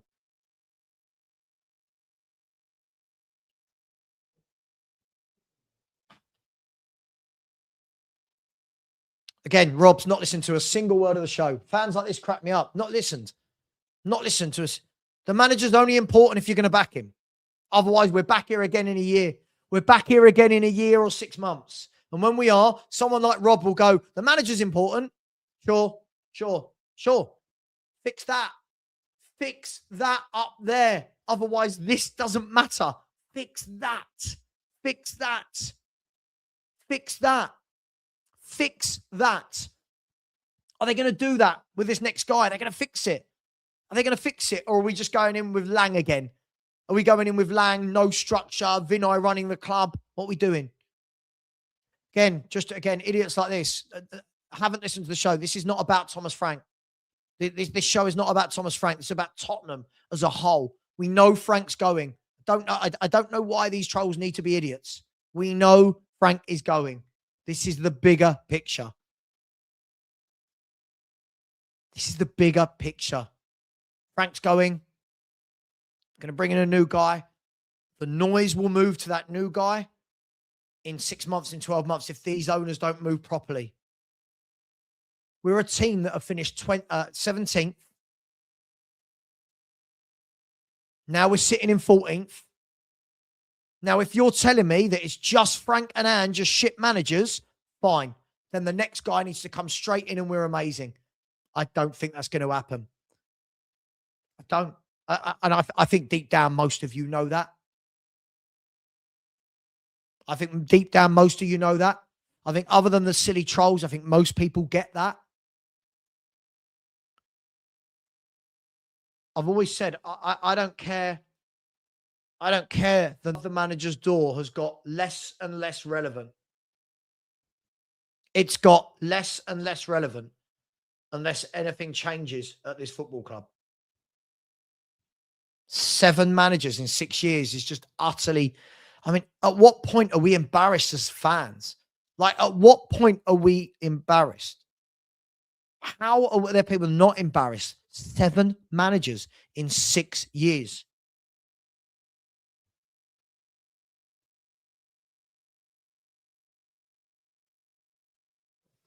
I think right now we know. I think right now we know that behind the scenes, we know he's going to go. I think we know that that he'll go on Wednesday. They're going to give themselves some time. I think the turnaround for me was just too quick. Again, this is simply not true. This is simply not true. I was one of the YouTubers saying that it was a negligent win. Full ball. I don't know why you do this. You come on here and you lie every day, mate. I don't want to block you, but please stop lying. I came on here in the summer. I was one of the Spurs YouTubers that said this was a negligent window and the owners haven't done anything again.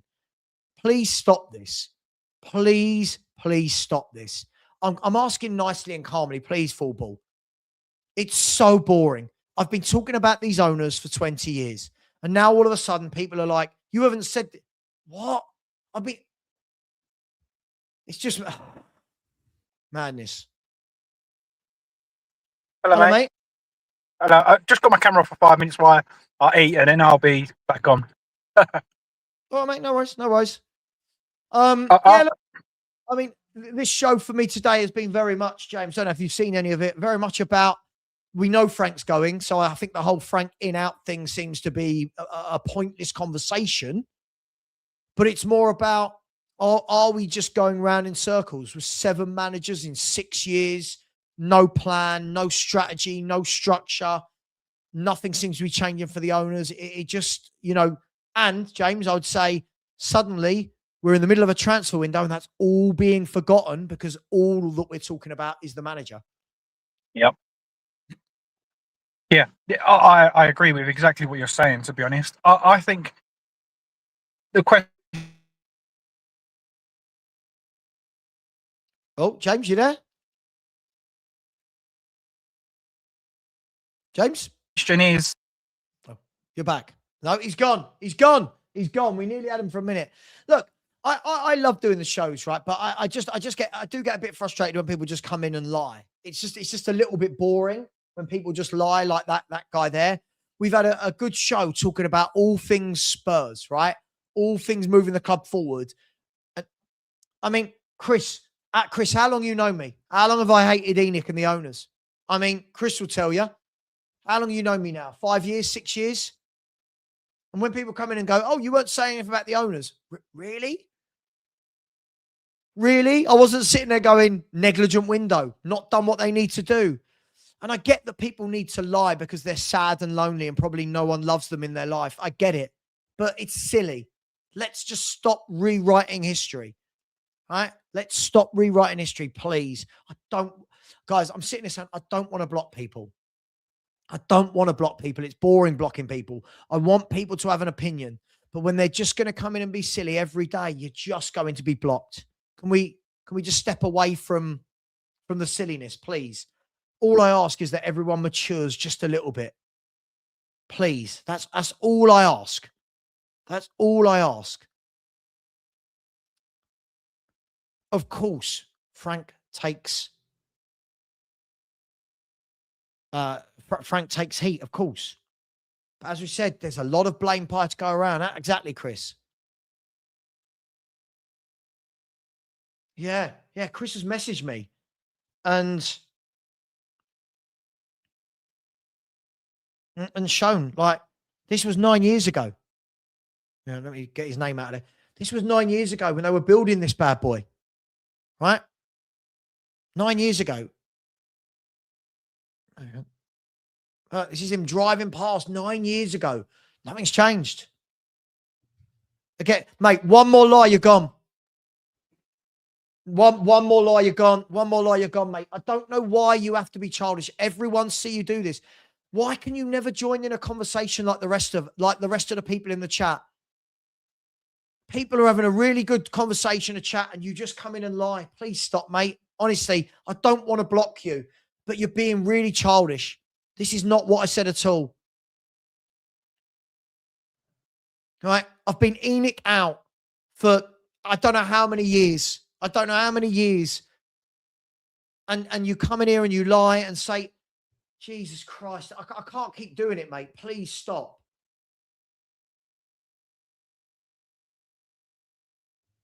Please stop, right? It's really annoying. I don't want to block people. Then fuck off to them then. You're a troll. See, the difference between me and you, mate, you would never come on and have a chat because you're probably a spotty 4-year-old or something. I don't know. Just go away. You're being blocked now. Right. We'll see if we can get James back in a minute. I genuinely believe I could sit here.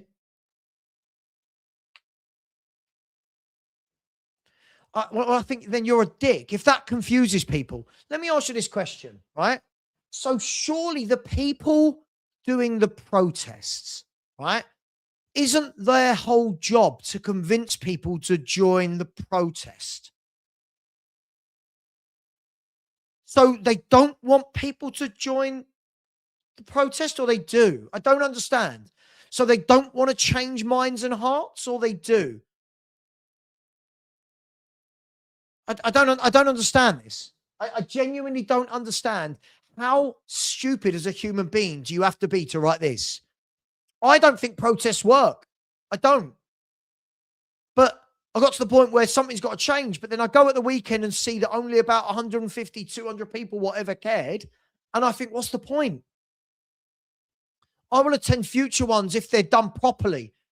Thousands of people, really well orchestrated, really well organized. I don't know why that confuses people. It's mad, isn't it? Honestly, it's so mad. It's so mad. Honestly, as I said, Paul, I reckon I could sit here and say, blue, blue, blue, blue, blue, blue for an hour. Somebody the next show will go, you never say the word blue. It's just what these people do. They don't listen. They don't listen because they need to keep up this childish pretense that everything must be one thing. You didn't say this. What you mean in that show, I didn't say that thing. I'm live every day. There's many things we talk about on a daily basis. But this is what I said yesterday. The point scoring. Well, do you remember you said this in October 20? What are we doing here? What are we doing here? We know what needs to change for the bigger picture. We know on the smaller picture, we know Frank's going. We know Frank's going. But for the bigger picture, how does that change? This is what so many don't want to talk about. So many do not want to talk about it. A new manager might come in, we get a bit of a bounce. I'm not doubting that. Of course, we see it loads of times. We also see the opposite, right? We also see the opposite, where a new manager comes in, doesn't make a difference. But think how small picture that is. Bigger picture, what does it actually do? We might get a 4 or 5 game bounce. What does it actually do for the direction in which the club is moving forward? Stuart, I would say that Frank is still in a job because there's things they need to sort out behind the scenes, and it's a very quick turnaround from Saturday night through to Tuesday night. He's going. He's going. I think everyone's losing their mind. Where I think you've got to remember that they've got to sort out what's happening in the background, right? Does it matter if he takes tomorrow's game or not? Does it really matter? Does it really matter at this stage? We are playing Borussia Dortmund tomorrow with, I don't even know who's fit. I think we've got like 10 first team players fit playing Borussia Dortmund. Listen, hats off. If those players get something out of the game, fair play to them. I think this is an upward task tomorrow. Whoever the manager is, I think tomorrow we just got no players. I think the forward line is absolutely terrible. Doesn't mean none of the forwards will ever grab a goal. But look, I think Frank will know what's coming. I think the fans know. I might be wrong.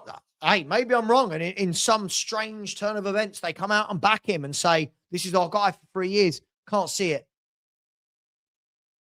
When you lose the fans the way he's lost them, I don't know how any manager comes back from that. Doesn't matter if I like them or not.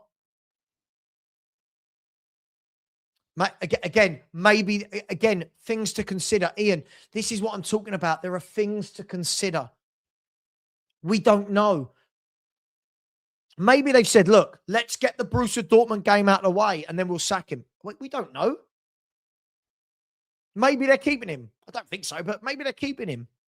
Maybe they're saying, well, hang on, what do we do about all his coaching staff? What if Frank's coaching team are loyal and all go with him? What do you do? What do you do? You go, right, Johnny Heitinger, go on your own. Like, we don't think about this though. Because again, as I said, there's so many people that want to just go rah, rah, rah, rather than going, hang on. So my mate, I won't say what I was going to say actually. My mate, He turned around to me Saturday night and he said, mate, he said, even if they sack this guy, when it's a very quick turnaround to Tuesday night, he said, I'll be surprised if they do it before then. It's a very, very quick turnaround. Players in training, manager going game. He said, it's a very quick turnaround. So I think he'll go. But I don't know when it will be. Listen, who knows? We beat Dortmund. Does it buy him time? I don't think so. I think a decision has probably been made. I believe in my mind, again, I believe in my mind that a decision has been made at board level, but a announcement will be made Wednesday. That's only my opinion. That's only my opinion. I don't know anything. I'm not going to pretend to be an ITK, but I believe that a decision has probably been made and that they will make an announcement Wednesday. I just think it was probably too much of a turnaround. You guys think from Saturday night through to Tuesday night it's not a lot. James, hello, sir. How are you? I'm well, other than football related. I'm really well. How are you? No, mate. I'm all right. Listen, listen. Even with football related, I'm okay. We've been here so many times. True. It's not new. Lots of people losing their minds. Ornstein confirmed that Frank will be in the dugout tomorrow night. Do you think this is purely a delaying tactic and then something will be announced after that? Or do you think he's getting an opportunity? Yeah, I think it's probably a bit of everything, because I think that even if you make that decision, you're not going to say, right, he's fired, but keep him, because if he's fired, he's fired, in my opinion. I think that they've probably gone to him and said, look, X, Y, Z, you're too defensive. Everyone's turning. You've got this game and Burnley to turn it, to be honest. Yeah, I mean, and rightfully so in some ways. I mean, I feel like he's been sold a dream again.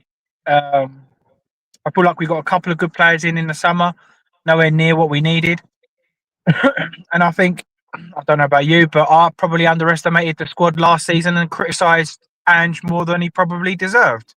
So I feel like even with people are saying like Xabi Alonso now, this is the guy they want, Xabi Alonso. Well, Frankfurt, he didn't play free-flowing, all-attack football. He was a rigid team to beat that scored goals. So I'm of the opinion of, if he goes and we bring in Xabi Alonso, for example, he's got 6 months until Poch is available. And if he hasn't done unbelievable since then, the fans will turn again.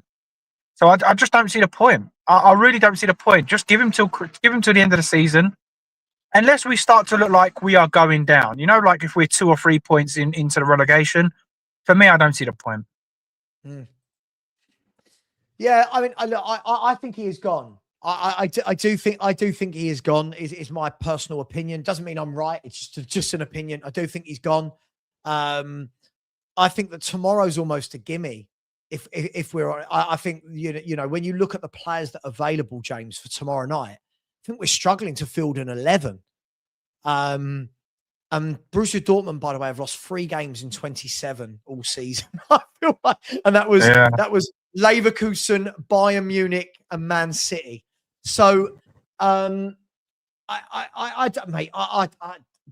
I just don't know. I just don't know. I think for his sake, for our sake, I think he's got to go, because but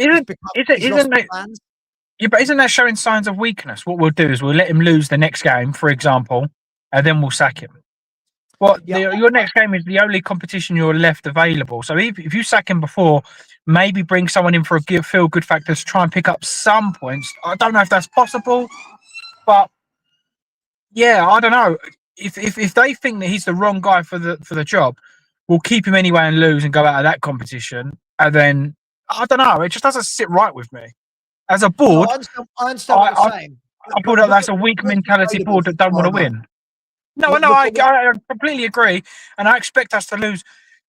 People are praising Tell when they're going to have the likes of Adeyemi on the pitch tomorrow, so we'll see how bad that this guy is that you didn't want. But for me, look, I agree. The team is, I completely agree.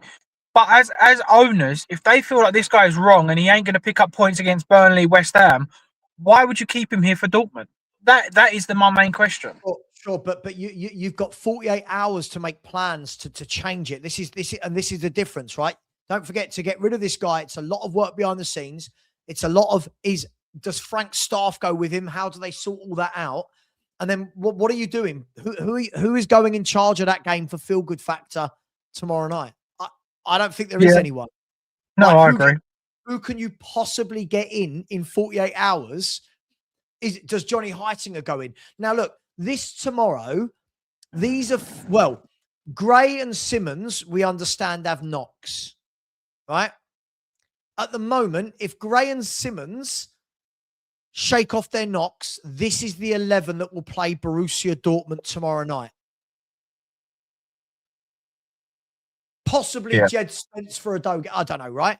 Look how weak that is. Mate, look how weak that is. I don't know what we're expecting. Listen, for me, I will bite your hand off for a point tomorrow night against Dortmund, because I think they are going to run through that. I mean, look at that midfield too. But people were, Basuma's not in the squad. Gallagher's ineligible. Paulinho's injured. Right? Look at that. We're banking on Archie Gray being fit to playing a double pivot with Bergvall. Yeah, mate. Yeah. And the problem is people are going to be praising them as well. Like, that only kids. I saw the weekend, a lot of people were saying he didn't do much wrong, and yet Frank hooked him at half time, i.e. Archie Gray. And I'm like, the instant excuse is, but he's young. For me, he's playing for Tottenham in the Champions League. What does it matter if he's young? I don't understand. I said to you in your comments last night, at some point our fans are going to have to grow up and start looking what's best for the club. Archie Gray, Bergvall, Odebert, Tell, they're not best for the club. You may have a soft spot for them because they're kids, fantastic. But at what point are we going to put Tottenham Hotspur first and start looking what's best for our club? These guys are nowhere.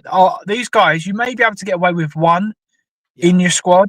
You can't get away with 4 or 5. They're not good enough. But the moment you say that, they get upset.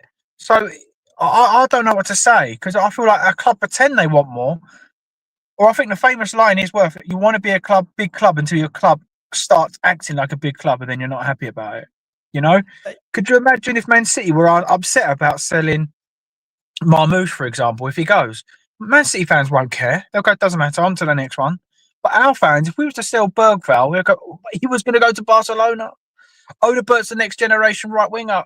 At some point, and this is where I feel sorry for Frank a little bit. Look, I don't rate any of that front three. I don't rate Gray. I don't rate Bergvall. Think it's a championship front three, James. I said that 2 years ago. I don't think that front three gets out the championship. No, I agree. I said we had a championship front three 2 years ago, and it's worse now than it is then.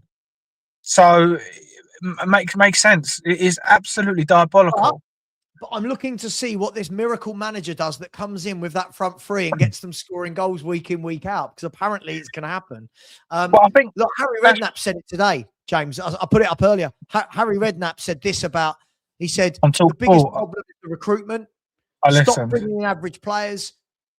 Average forwards, they've not bought well. You can't keep sacking them, right? Like, now... He also said in that, mate, in that phrase, I don't know if you listened to it on TalkSport this morning. I was listening on the way to work. He said, I got up the Tottenham team, pretty much word for word, went, I didn't know who any of these front three were. Right. I didn't know who they were. And I thought, right. And there's your example. But our fans are praising Tell. Oh, but he did really well. He ran around a lot. But what do you want? Because you've been slamming Richard for doing exactly the same thing as what Tell's doing, but Tell's okay. Do you know the funny thing for me is the benchmark now? So I was speaking to someone. And I said, "Oh God, I said, Tell again, awful." And it was but it was the best of the three. I was like, the best of the three at what? If you actually looked at his data from the game, he ran around more than the other two. He does nothing. Now, by the way, Tell isn't the problem. Again, Tell, Odeber, Moani. Not one of those three should be at this football club. Right? But I get Tell worked hard. Sorry, is that the prerequisite now to having a good game, that you worked hard? Not Yeah. tell was good on the ball, tell good crossing, tell intelligent passing, tell good shots. He worked hard. And our fans were booing that he bought off Tell over the others. I didn't care. They were all rubbish. What did it matter? Like, I'm so. And again, this isn't about Frank, by the way. This isn't about Frank James. The next manager's picking this up. The next manager is picking this up. And the next manager needs to hope that Kulu, that Solanke, I'm not even going to go overboard about Solanke. He's decent, but that needs to hope that Kulu, Solanke, and Maddison get fit, and Kudus, because if we have to go the rest of the season with Tell, Odeber, and Mawani, we are going to be dragged into a relegation race, right? Now, what will it say if that happens, James? If this manager leaves now, right, and we are 10 points above the relegation zone, but we get dragged into it, what are we going to then say? Are we then going to acknowledge, well, hang on, this new manager coming in didn't have players? Not saying Frank should stay. It's not what I'm saying, James. But when are we going to acknowledge that, yes, let's change the manager, but in the summer, let's get rid of loads of the like I don't want to see Gray in the first team. I don't want to see Brennan Johnson. Thank God he's gone. I don't want to see Tellen Odeber. I don't want to see Porro anymore in the first team. Like, I'm so bored of this group of footballers. It's unreal. Yeah, so I think, I mean, I don't care of the level of football. I feel like everything when you attack goes through the striker. And I also feel that is affecting the likes of Porro. I know you said about not seeing Porro, likes of Porro, because when you look at him, all our attacks was almost like, Porro, can you cross the ball? And there was a few where he did good balls, but there was no one there to header it. So not only does it make him look crap, it's making us look crap. For me, we have to buy a striker. There's no ifs, no buts, no. We have to buy somebody that is capable of scoring goals. Or the other option is, from Frank's point of view, he has to play Ange football and put everybody up front. I think that's the only thing you can do. If you can't buy attackers, then this is where maybe I was harsher on Ange. You have to put everyone up front to try and score those goals. Otherwise, you're never going to score a goal, which is wrong in every dimension of the game. So I don't know, and I don't think Frank's that kind of person to say, right, roll the dice, we're going all out attack. It's crazy. Yeah, look, and this is the thing, you know, I try and have conversations that aren't always about manager in, manager out, because I think there's so many other issues. I've resigned myself to the fact that Frank is going, right? I feel like there's so much noise around. I've never known as much noise around it, right? My worry is, after all those people have congratulated themselves and he's gone, well done, we got rid of him, Frank's gone, worst manager ever. My worry is that I think they're going to slowly but surely start to go, right, okay, Frank's gone. Now what? Now, a new manager might come in and we all think they're going to play this really good football. You know, I'm seeing people representing Spurs on Sky Sports going, yeah, he doesn't play the Tottenham way. We should be playing through midfield with pretty patterns. And then in the same breath, they're going, well, we all know we need better players. Whoa. Whoa, right. Hang on. If you want to see those pretty patterns with any manager, you're going to have to go and buy much better football players. You need a Modric. You need that's probably a massive example. You need much better players. We're talking about Xavi Hernandez, by the way. I like Xavi Hernandez. Strap in. I would like him because of the idol process more than I've actually seen him play. You know, if that's a bit of a sentimental, like, I'd love him there. And I do feel like he would get a lot out of the players, because I think most midfielders would look at him and go, God, like, look who he is. But what I was going to say there is, where you're talking about like players and stuff, we got to remember that out of everybody in that Chelsea team that Poch had, I would say Conor Gallagher was probably the least technical player he had in that midfield. And that's not knocking him, by the way. That's not saying he's not a good player. I would say, if you was to say the one dog in that midfield that Chelsea had as such, would have been Gallagher. Then he had people that could play football. He had the Fernandez. So if we look at that as an example from a Pochettino point of view, I think that Gallagher's probably our best footballing midfielder. So he's gone from him being the worst footballing midfielder to our best midfielder. There is such a gap. Whether that means we need to, again, at some point we're going to have to be brutal and let go of the Greys, the Bergvalls, the Basumas, and bring in people like your Elliots from Forest, people that can play football. I think Xavi, I think there's someone in there. Maddison, there's someone in there. But other than that, I don't think. I mean, people are screaming for Kulu. I'm sorry, but people wanted Kulu out last season. They were saying he holds on to the ball too much. But you know He's why, too Jake? slow. Yeah, but you know why? And I was one of those people, but you know why? Because the level, look, when people are saying Kulu needs to go or Son needs to go, we're talking about replacing with better. Oh, right? of course. What we've done is we've gone that way. We like Odeber's performance at the weekend is one of the worst football performances I've ever seen from any footballer, right? He is like, again, him, Gray, Telt, they are scared little boys. They are scared little boys with no mentality. I'm not blaming them for Spurs, by the way, right? Bentancur needs to be sold in the summer. Basuma needs to be moved on, right? Sarr should be moved on. This club should have a clean sweep of pros and youngsters that aren't good enough. Doesn't mean you get rid of all the youngsters. Keep a couple, but you don't need Gray and Bergvall as midfield options. You don't need Tell and Odeber and Yang and Moore as midfield winger options. You don't need all of those players. But we've gone and done that. And then because of that, I think fans are too scared to admit how bad they are.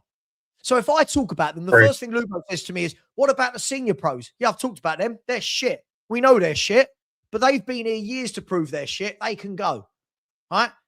I can't sit and praise young players just because they're young, right? If you are not ready to play in the Spurs first team, then Spurs should not have bought them. Now, that's not that player's fault, but I watched Gray against West Ham.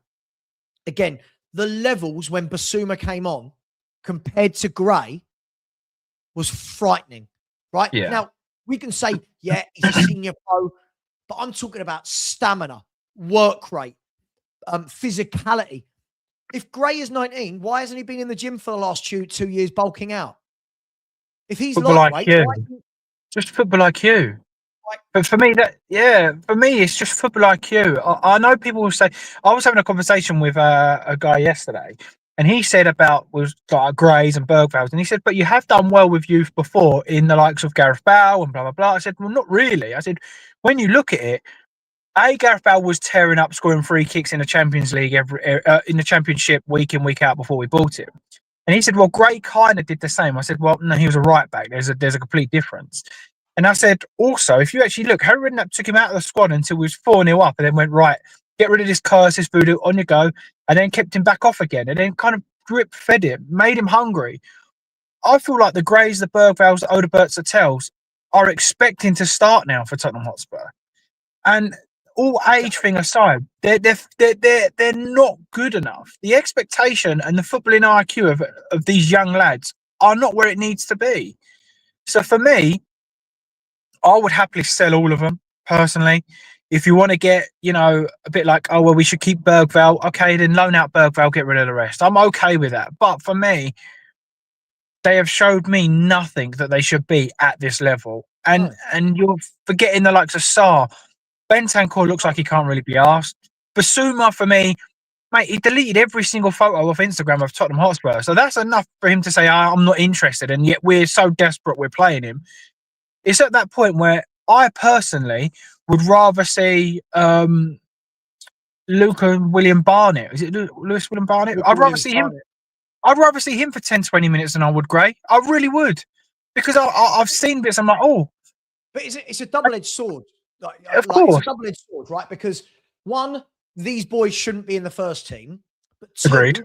I look at them and I'm still yet to see what made Spurs buy Gray. I'm still yet to see what Spurs made Spurs buy Odeber.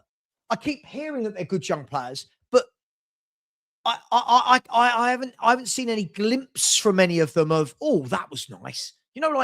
So, when I watched Josh King at Fulham, just without going crazy, not a massive example of a top player. I watched Josh King at 18 years old for Fulham and I go, oh, I like that. Yeah, that's nice. You've got a bit about you. When I watch Odeber, who I think is 2021, right? when I watch Gray, I watch them and I go, I don't know what you're doing. Like, I don't like, what's your standout feature as a top 19, 18, 20-year-old going into the Premier League? What's the thing where you go, yeah, that's why you bought him? Is it passing? No. Is it tackling? No. Is it skill, flair, mentality, strength? But again, we will praise that. And again, I'm not blaming them, but this unfortunately is what we've left ourselves with. We go into tomorrow night's game, and unless Paulinho can somehow get himself fit, we are going to go into that midfield tomorrow with Bergvall and Gray in a Champions League game. Two 19-year-old midfielders in a Champions League game. One, that is not fair on them. Right? Two, True. they are not good enough. And it's a double-edged sword. Is that fair on Frank? Also, like, let's be honest, is that fair on Frank? I know people are going to say, oh, crap football, and rightly so. For me, he's not getting enough out of the players that he's got there, in my opinion. But to go against Dortmund with Archie Gray and Bergvall, is that fair on Frank? Oda Burton-Tell, is that fair on Frank? No, I don't think that is fair. We should never be in this position. And that's why I think I don't even know what to say, to be honest. I mean, with the Archie Gray thing, like you said, how they come to the decision to spend 40 million. I mean, if we say Elliot from Nottingham Forest is 70 million, there's only a 30 million profit, and you've got to turn Archie Gray into Elliot to get that 30 million pound profit. So I don't even know what they were thinking in signing the kid. I'm really baffled with this whole club, because everything has been crap, everything. And I think the mentality at the club is crap. And by that, I'll add the likes of Richarlison doing that video of crying about Brennan Johnson's being taken out of the photo. Every Maddison YouTube video I've seen, it's always Johnson, Gray, like laughing around and joking and messing about. I'm okay with that. Go to work, have fun, do what you've got to do. But I never see serious. I never see, right, game time, right, training. Like, I'd like to see him stop messing about and start putting some of the work in. And maybe it's because he's not allowed to show that. I don't know. But I look at the Maddison videos and what they put out on YouTube, Tottenham, and I feel like everything's a bit of a, you know, when you was young and you went and worked in a warehouse, or you'd always mess around with your mates, knowing it's not your end job, knowing that it's not serious. It's just like, yeah, we'll have a good time today. Stay in the hotel, get 5-star quality food, get treated luxury. I don't know. I just feel like the whole club is rotten, and it's not just the players. It's not just Frank. It's the owners. Everything. It's just rotten. If you say that, people can't seem to decompartmentalize. If I say I think the whole club is a mess, and it has been for years, that's just you're protecting Frank. Not protecting Frank from anything. I don't care. Frank can. I've said this all along. Frank's going to go at some point. It looks like it's going to be at this point, right? But we're going to do the same thing again, right? We're going to do this same thing again, right? Right now, if I said to you, what do Bergvall and Gray do that Skip and Winks don't, right? But everyone hated them and everyone loves them. Yeah. Do you know what I mean? Yeah.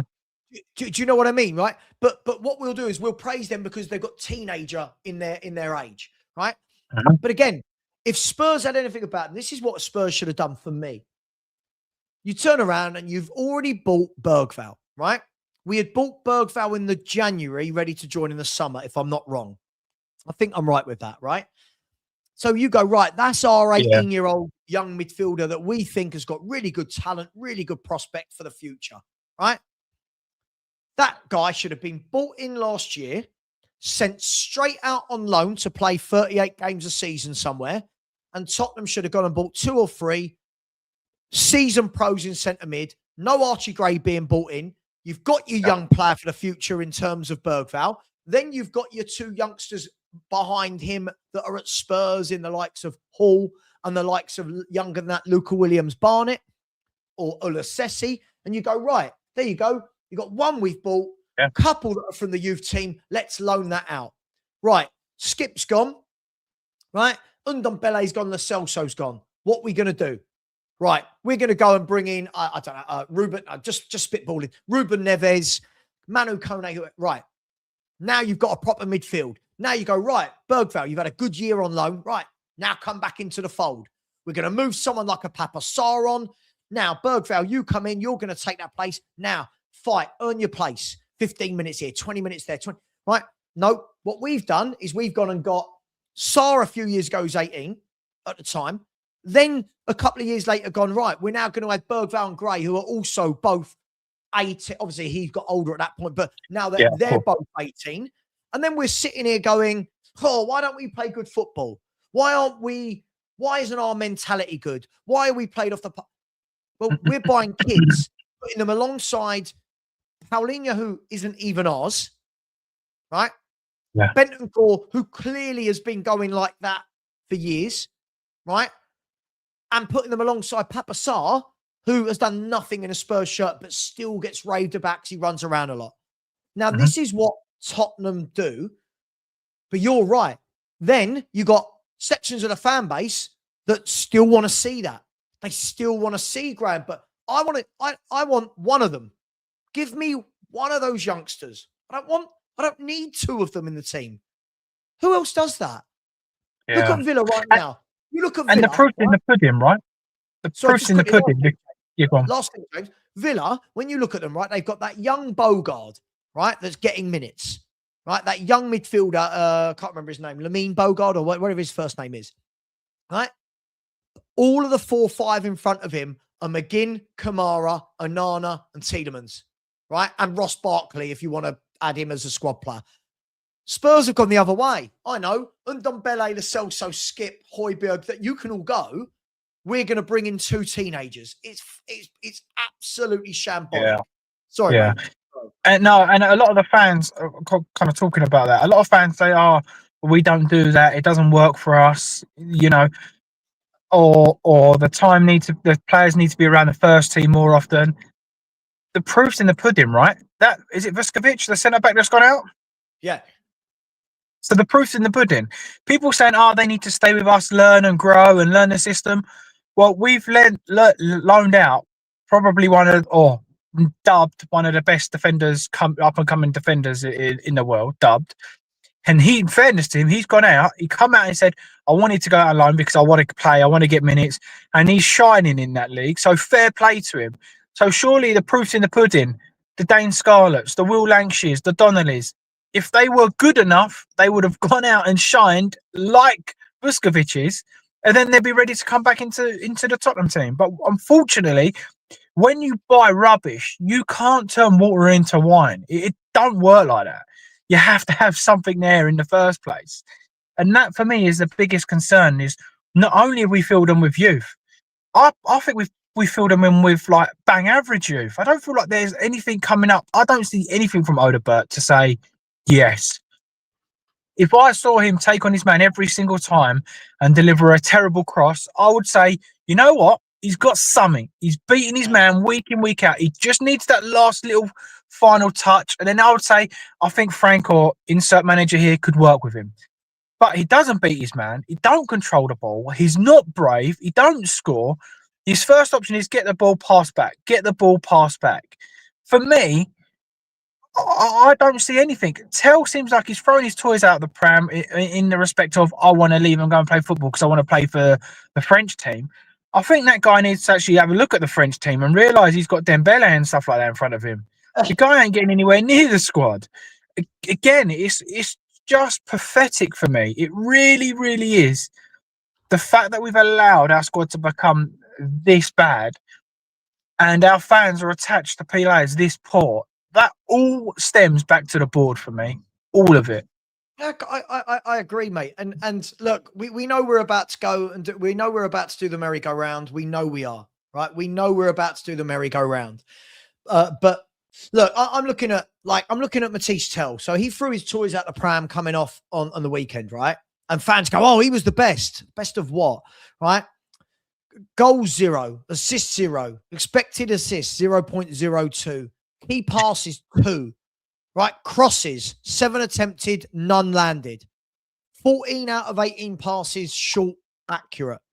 Passes in the opposition half 10 out of 14. Right, Total shots 3, shots on target 0, shots blocked 0. So all of his shots went way high and wide, right? Dribbles. Who 5 was better, tried. him? Who was better, him or Odegaard? Like Mate, stat wise, I know it's bad. I know it's bad, but him that, probably, but that's neither of them. I mean, yeah, and I think that's. I mean, look, I am literally trying to pluck feathers there and say who was actually worse when they're both dreadful. The only thing he could probably go back to Frank and say, look, the only thing he could do is go to Frank and go, come on, why am I on the bench and you've got Odegaard that has done nothing? And to be fair, Odegaard's been given more time than Tell. But, I mean, you are literally trying to find anything at that point. It ain't like, oh, well, I shouldn't have come off because I created 2 chances, or I had a couple of shots on target, or I looked like I was going to score. Let's be honest, even the goals he has scored have been deflections. Not knocking that, have to shoot to score, but it's not like he's come in, cut in and put one in the top corner. Like it just isn't. So for me, the club will only go forward when we get a better squad, and that is what it is. And then that's not just the youth, because I know a lot of this has been about youth players, but we've also said Basuma, Bentancur, Richarlison, Solanke. None of them are good. For me, none of them are good. I mean, look at last week when we got pulled apart for saying Aubameyang. The chat was going, not Aubameyang, Adeyemi and Akilous. The chat was saying, but where would they get in? Are they any better? I'm like, I mean, Sean messaged me after. He said, I've actually just looked at Adeyemi. He's a pretty good player. I'm like, no shit. Like, he's everything that we need. Brave, beats his man, scores goals, creates goals. We don't have that. For me, I really do believe that tomorrow there's quite a few players that we're going to look at and go, that's the level. Mate, the interesting thing for me is when we talk about, like, you think in the summer, people were turning their nose up at people like Marcus Rashford. Like, do you know what I mean? Like I'm not saying Marcus Rashford is the be all and end all. Right now, what would you give to have Marcus Rashford on the left-hand side instead of Matisse Tell, or up front instead of Mawani? We turned our noses up at Grealish, Rashford. We turned our noses up at Garnacho. We turn our noses up at Akliouche. We're turning our noses up at Adeyemi. Like, now, it's not up to the fans who we sign, right? But how mad is that? That, like, when someone said to me the other day, Akliouche, but the Premier League, I'm like, watch Akliouche, watch Tell Odegaard. People go, he's like them. No, he is nothing like them in any way, shape, or form. He is technically superb. I want to show you something, right? So I want to look at this. And I think that's what we lack more than anything. Is, for me, it's a natural goal poacher, finisher, whatever you want to say. Someone that's okay at just doing that. And we need technical footballers. I think they are the 2 things our club is screaming out for. Yeah. Somebody that can actually control a ball, pass a ball, look for an assist, look for a through ball, and somebody that can actually score goals. Like, we are desperate for that. Desperate. I just can't remember in all my years seeing such a bad set of forwards. And I include wingers in that. I genuinely, look, you know, I really like Kudus. I really want to see Kudus around better players. I want to see, like, if Kudus was part of the Kane Son trio. Do you know what I mean? If you had Kane, Son, Kudus, I'd love to have seen what that would have looked like. Wow. Not Kudus playing with Richarlison and Tell and Odegaard, right? Now, look, here you go. Let's have a look at this. So I don't know how big this will come up on the screen. So this is every player this season in the Premier League, right? This is Premier League games. If I'm not wrong, I might not be actually. It might be all of the games. Hang on, let me just double check. This might just be Premier League, actually.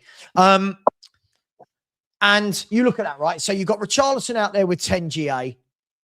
Kudus with 7, right? Now have a look. Now have a look at the shambles that this is, right?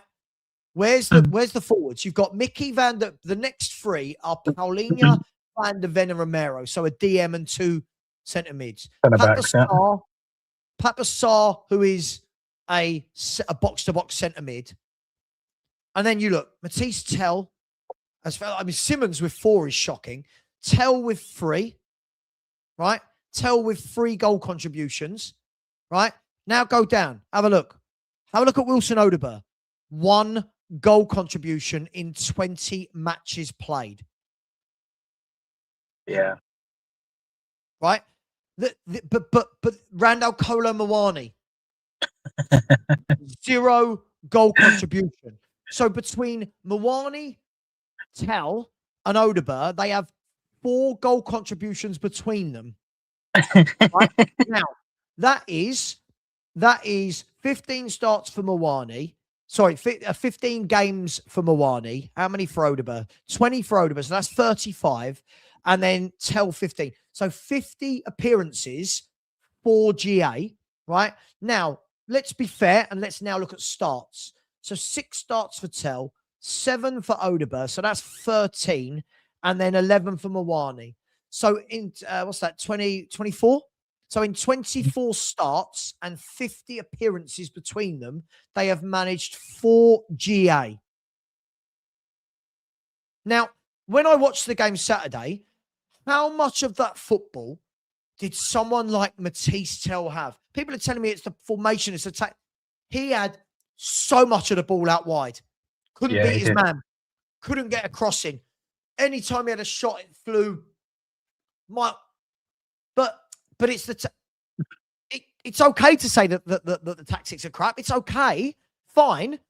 But we had so much of that ball second half, and Odeber and Tell can't do anything with it. Muani can't do anything with it. So, good luck to the new manager is all I can say. Yeah. I've got a question I actually don't know the answer to. Kolo Muani, did he play up front for Frankfurt or was he on the wing? Because I thought he was up front.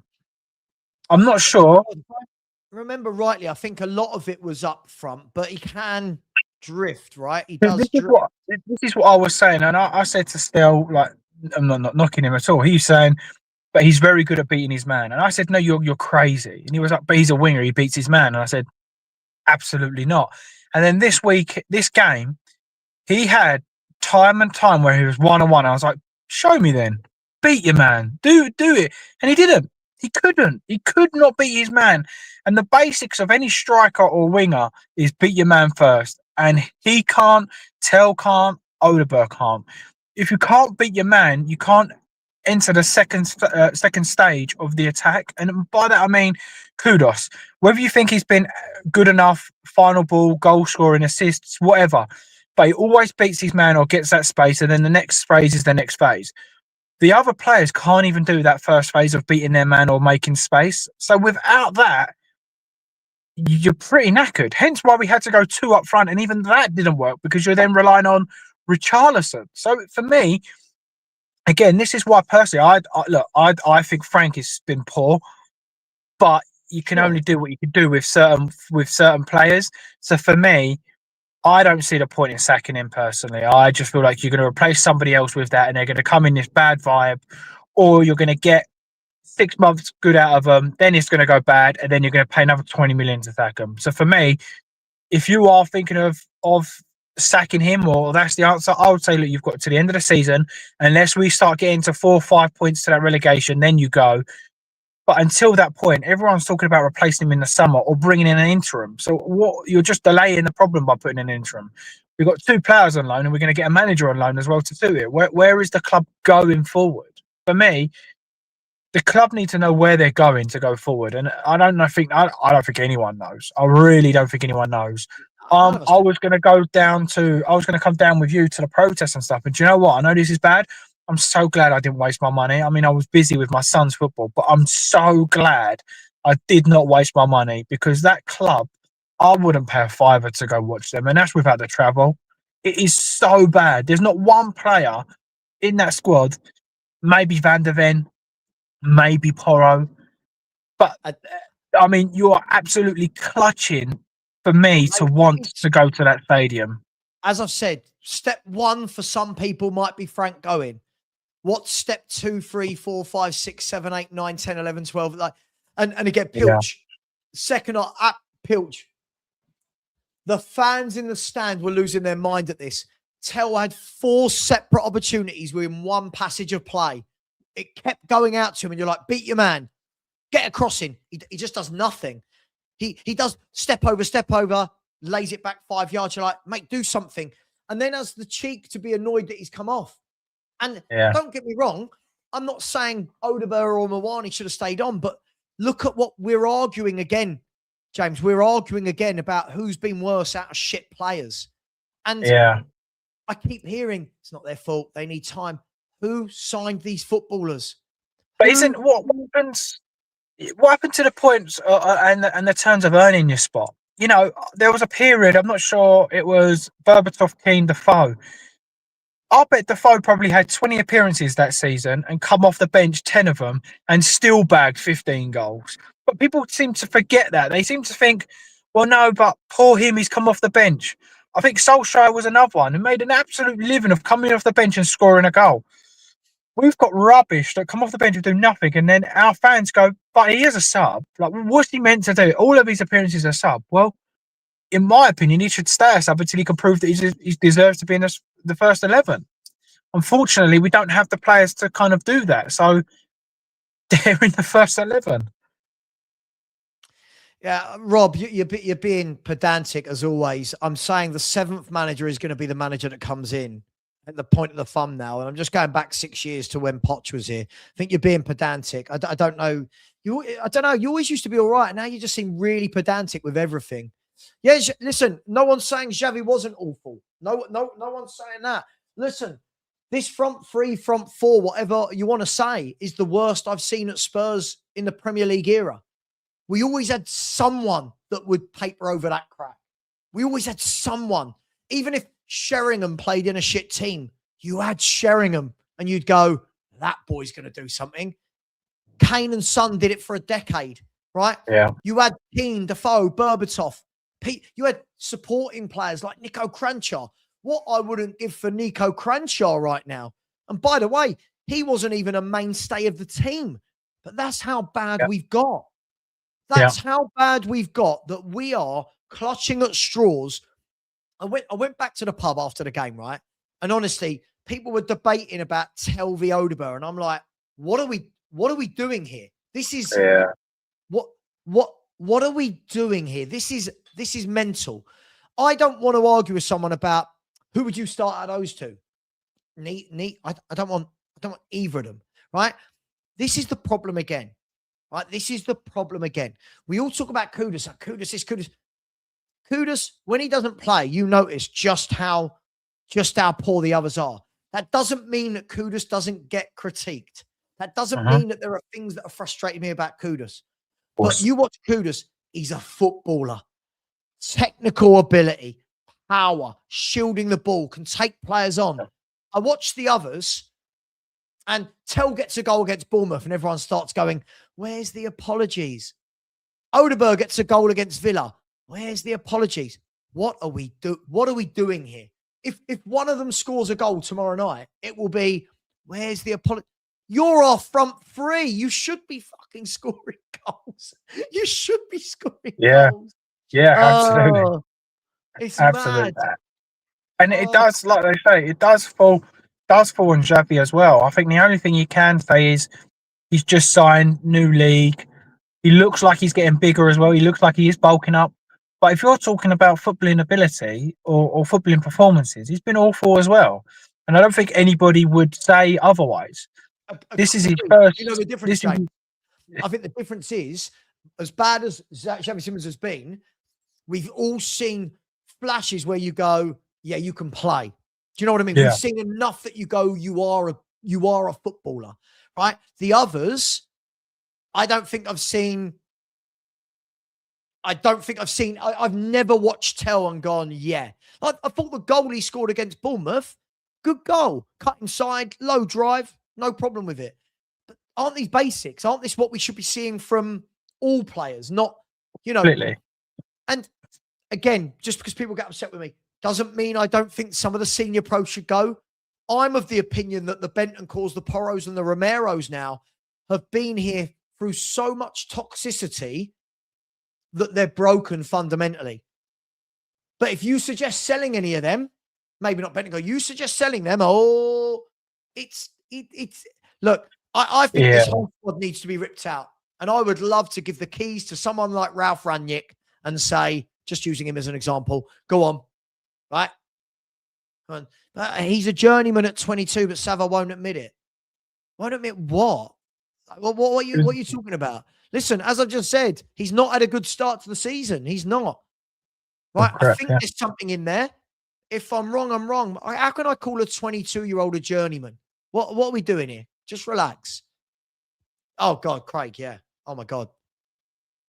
Oh my God, yeah. Yeah. Look, you know, A footballer. that Yeah. team. Not a footballer. Oh, That, just that's as low as it's gone, a footballer. And I think where you're saying there about the players, for me, talking about Romero, he was obviously, in my opinion, quite clearly offered something or promised something or told something was going to change. Because for me, in that interview, A, he looked pissed off. B, he just looked like he didn't want to be here anymore. He was so like, whatever. He come yeah, out and did that interview. He was like, not bothered. And look, great. I think he has been way below par. But I do feel like for 2 or 3 years, again, not saying he's carried the team, but he's been the passion of the team. And eventually, keep losing and keep selling your best players, that passion leaves because you're just going down. So I think Romero's been bang average at best this season. But I get it if he's now starting to feel like, what's the point? But I get that because the club have shown no signs of anything is going to change. Anything. I mean, we're now, what is it, the 18th today? Is it 18th? It's the 19th today, James. It's 19th. the 19th. And we've signed one player and one prospect. But right now, with all this noise around the manager and that, and all this who's being said, if you're a player, James, if I phone you up right now, and I'm going to do the super chats in a minute, by the way, guys. If I phone you up right now and go, James, we see you're doing really well at see you're smashing it up down there at Leeds United or whatever it is. I don't know. Right? We want you to come and join Tottenham. Are you and your agent not going, oh, I'm not what's happening there? I think now I would, purely because it's taken them 20 days to give me a call.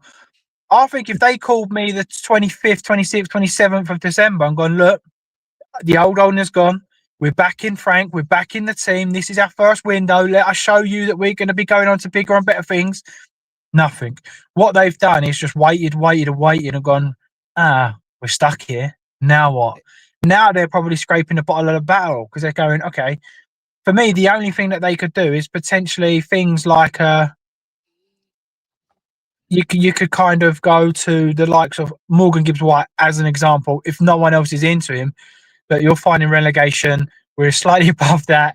We're trying to kick on. Do you want to come? Blah, blah, blah, blah, blah. But you've got that problem with Marinakis. But they're the sort of players you're going to have to go for now. Gomez of Wolves. Because you can sell them something is better than being at the bottom of the league. Whereas if you would have done it, but for me, December, going into January, I think you would have had a lot bigger pull to say, look, unless they ain't playing week in, week out, I think you're going to find it really hard to bring a first choice player into this like lineup or development unless they are playing in Belgium, Portugal. This is the point, right? So when I see people going, oh, yeah, don't buy anyone, don't give this manager anyone. Again, it's very short-sighted. Whoever the manager is, we need players. We need players, James. Like, I don't care if tomorrow the manager is not Frank, but we need wingers. We need goal scorers. We don't get me wrong. I think we're desperate for a ball playing number 8, but right now, I think you can scrape through to the end of the season without that. Go and get 2 wingers and a striker. Bet we don't. I bet we don't. No, yeah. And that's the problem. This new manager, whoever it is that comes in, and I know we're talking like Frank's gone, but whoever comes in really, really needs to pray that he can get, I say pray. We know Kudus isn't back until April, right? We know that Richie's out for 7 weeks. Can't believe we're talking about Richie, right? This man needs to pray that Solanke can start scoring goals and that Tellen Odeberg can start creating.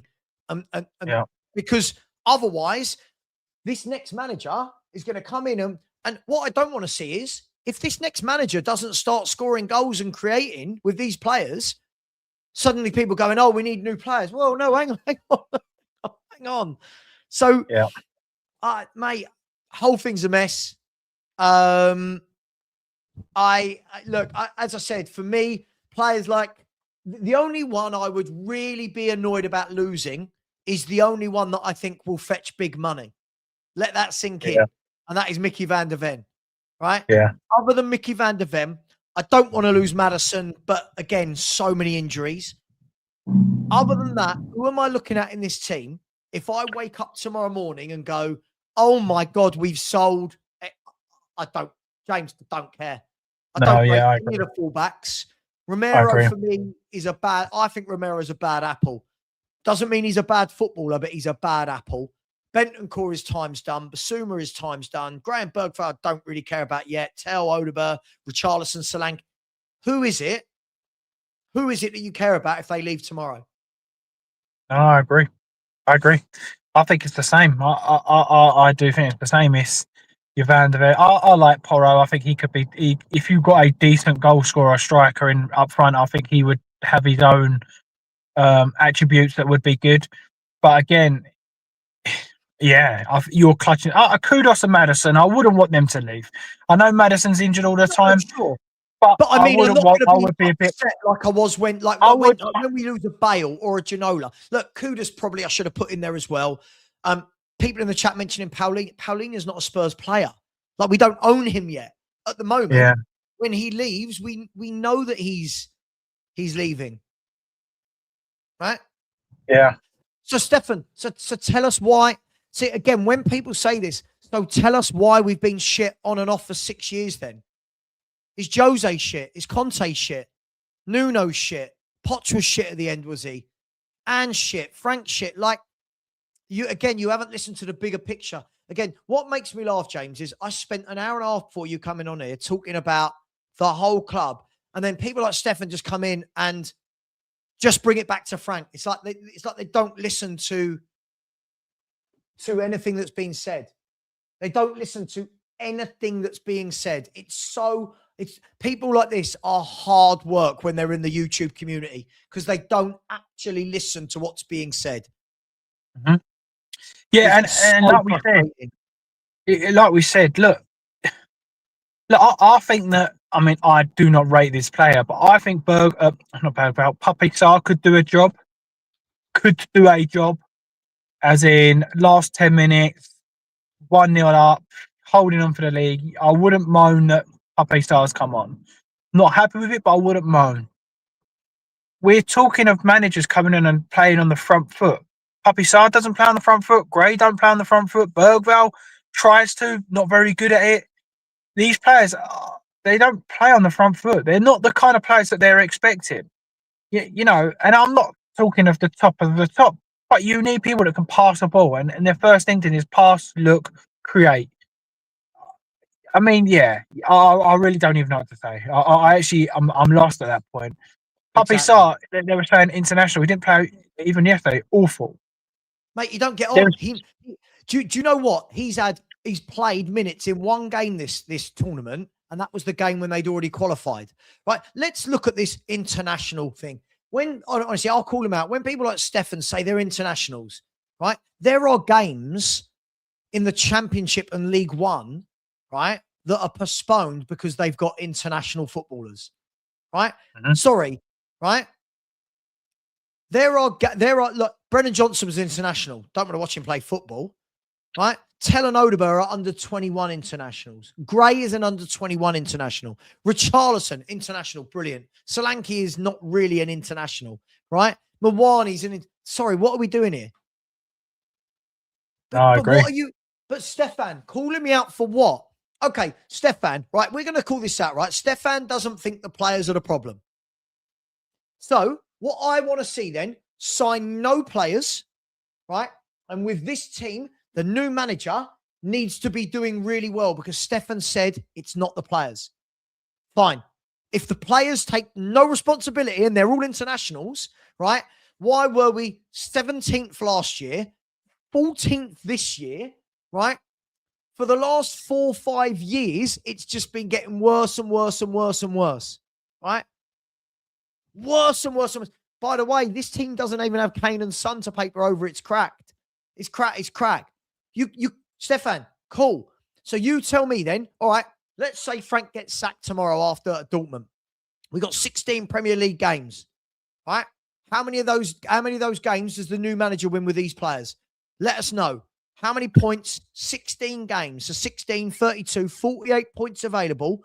How many games does the new manager win? And you tell us why, because they're all internationals. Yeah. Sorry, it makes me laugh. This notion that all players are internationals. Harry Winks was an international. No one wanted him. Sissoko was an international. No one wanted him, right? So it works for one player, but not the other. Nearly every player at every club now is an international in one way, shape, or form. What are we doing here? This is, and when he's saying makes up 1%, how can that possibly be true? Yeah, How can that possibly be true? Yeah, I don't know. I really don't know. Look, like I said, I mean, do you? No, give me numbers. The plan and the structure you need comes from up there, mate. That's the problem. It comes from up there. Fans like you, Philly calls it. Those who don't see must feel. Those who don't see must feel, right? And again, I'm looking forward to it because 17th last year, we're 14th this year, but all the players are brilliant. But they can't be that good, can they? So do you think Frank should go? Do you think not the club, not do you think Frank's doing a good job and he should stay, or do you think he should be sacked? For me, I think he should be sacked for a number of reasons. One, But, I don't think he's doing a good job with what he's got, but I also think what he's got is shit. So I don't know what that job's meant to be. Yeah. For his own health, for the fact that he's lost the fans, for the fact that the fans are never going to get behind him ever, he's got to go, right? So I think I said it on the show a couple of weeks ago. I think he should be getting more out of what he's got. So therefore, I understand that he's going to lose his job. I'm also I like to think I'm a bit of a realist. Look, I predicted us to sort of be top 8 start of the season. Maybe I was slightly wrong, but then I would still expect us to be top 10. So yeah, I think that he's underperformed, but I really don't know what to say. Like, you know, when you kind of just look at things and I don't see how it's going to change. People are saying interim and then Poch. That's okay, but we are 2 massive windows away to getting Poch to play his football. Massive windows. He can't play with Archie Grace. As I've said, James, right? As I said, this we finished 17th. We're now 14th, but we keep talking about we should be doing better. We're talking about Poch. We're talking about this person. Fine. But James, until it changes up there, we're going to be having this conversation again. As I said, the people like Stefan that have just come in are saying that I'm backing Frank. I've said he's going to go. He needs to go, right? The bigger picture is the club's a shit show. The bigger picture is the club is a shit show. People like Stefan don't understand that, right? People tell me, people tell me, at least last season we had direction on the pitch. What do you mean? We lost 22 games. What direction did we have on the pitch last season?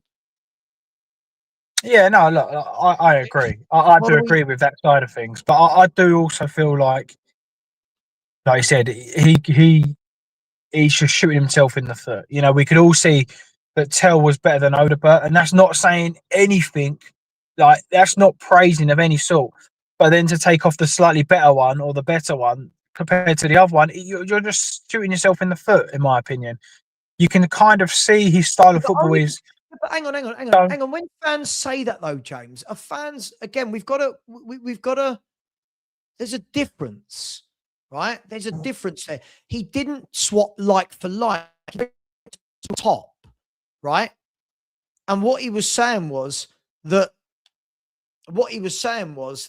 That Tell doesn't play on the right wing and Odegaard does. Now, I don't listen. I think Odegaard's rubbish.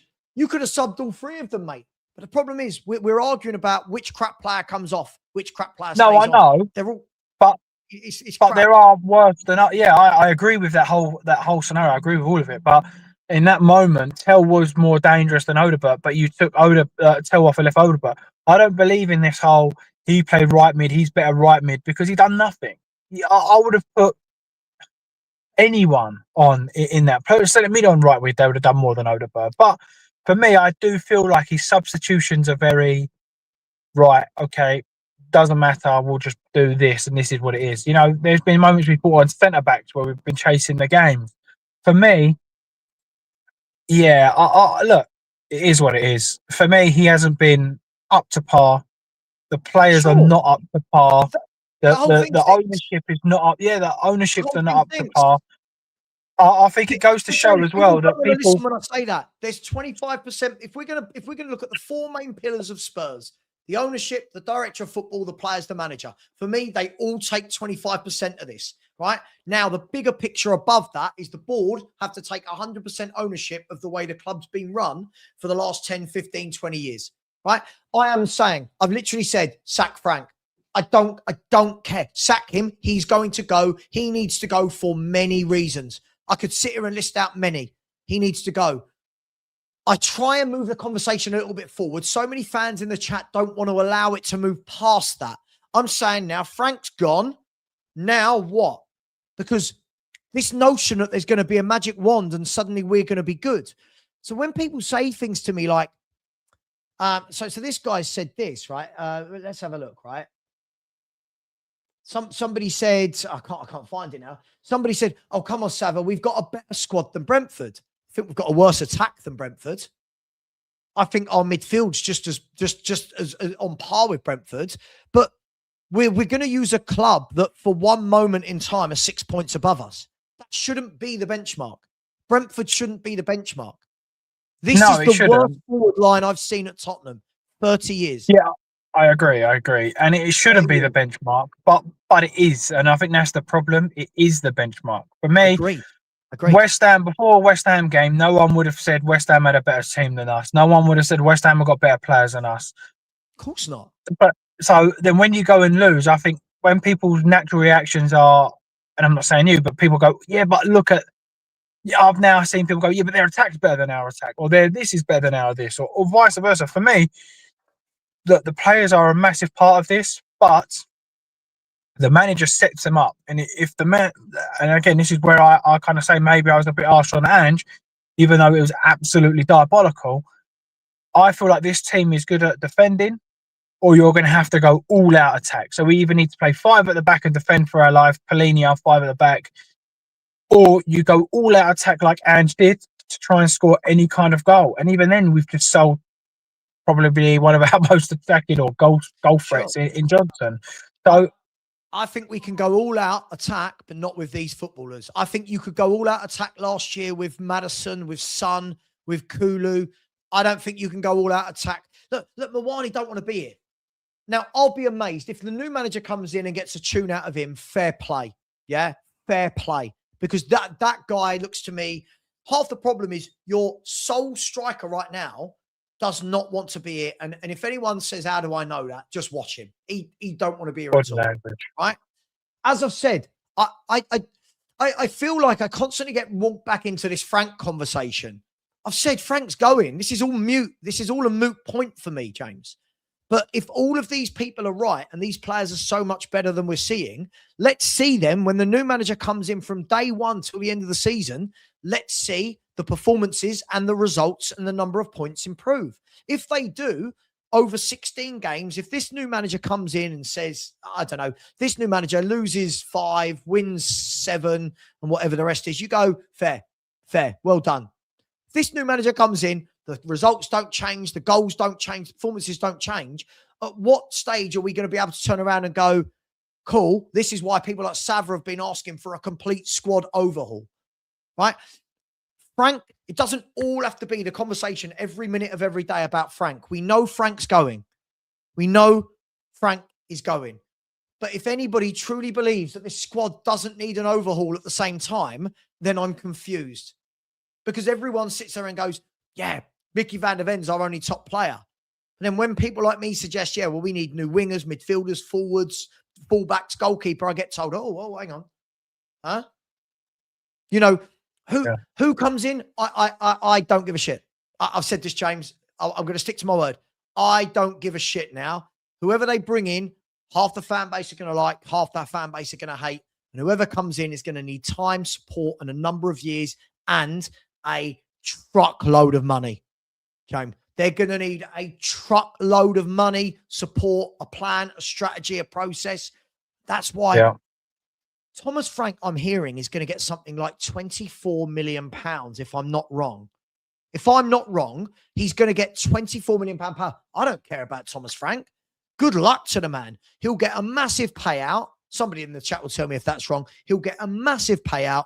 He'll go to a club in the summer like, I don't like Leeds, like Wolves. Like, he'll go somewhere where it's a well-structured club, where he's given time and he's allowed to build, and he'll be absolutely fine as a coach and a manager, where he's not got the pressure of Spurs, right? We know that. We know he'll be fine, right? Yeah. Don't care about that. But again, I keep trying to move this conversation, not with me and you, by the way. I keep trying to move the general conversation in the way of, cool, that's happened. What next? Yeah. But we can't seem to stop talking about, but Ange done this, but Jose did this, but Frank's done. What next? Well, for me, it has to be Pochettino next. And that doesn't mean that I want him. It has to be. Because, like I said earlier, if Xabi Alonso comes in and has a bang average 6 months, everybody straight away will go, Poch is free. Poch is free. Yeah, and without even realising that they're going to go, Poch is free. And then you're kind of at that point again where it's like, oh, yeah, Poch, he has done it with this club. He has done it with that one. I think it's Sean that says about the whole X thing. Sometimes you need to get back to realise it's not going to work. I don't know if it'll work or not. With these players, it won't work. So for me, it's a matter of, I feel that's why I don't see what the point is with sacking him. Because to get an interim in for 6 months, you're loaning a manager. More paying out all that money to loan a manager for 6 months. Look, I just think if you're going to do what we think you're going to do, wait till the end of the season, unless we kind of drop down into that relegation zone. Don't you think it's got too toxic for him to stay, though? Yeah, but it is what it is, isn't it? I think that's how it is. It is what it is. Otherwise, you're going to spend 25 million sacking him, potentially another 10, 15 million, 20 million sacking the next guy, then bring Poch in. You're 50 million pound down. Like where do you stop? But at the same time, fans stop turning up, fans stop going, fans booing. You're going to start to see things like, sponsors this ain't good for our image, mate. You've got Coca-Cola around the stadium and everyone's just booing. Like, it ain't good. Like, you need to sort this out. So for me, I feel sorry. And the ones I feel sorry for is the fans that actually go every week, because it's just not acceptable. It really isn't acceptable. Like I said earlier, there's not one player I would pay 40, 30, 25 pounds to go and watch. And these guys are paying thousands of pounds for a season ticket every season. For me, you have to have some kind of value in it. It has to have some kind of value for me to say, you know what, if you take fast food, so bad for you, but it tastes great. So there's value in it. The Tottenham, it is like just been addicted. There's nothing there that's any good for you. Waste of money, no enjoyment. Everyone's miserable. Even when I went to Bournemouth at the start of the season, and even then everyone was moaning about how crap and boring it is. So for me, I think the club are in a really bad position of, what do we do also? Do we sack him, get the next guy and be in the same position?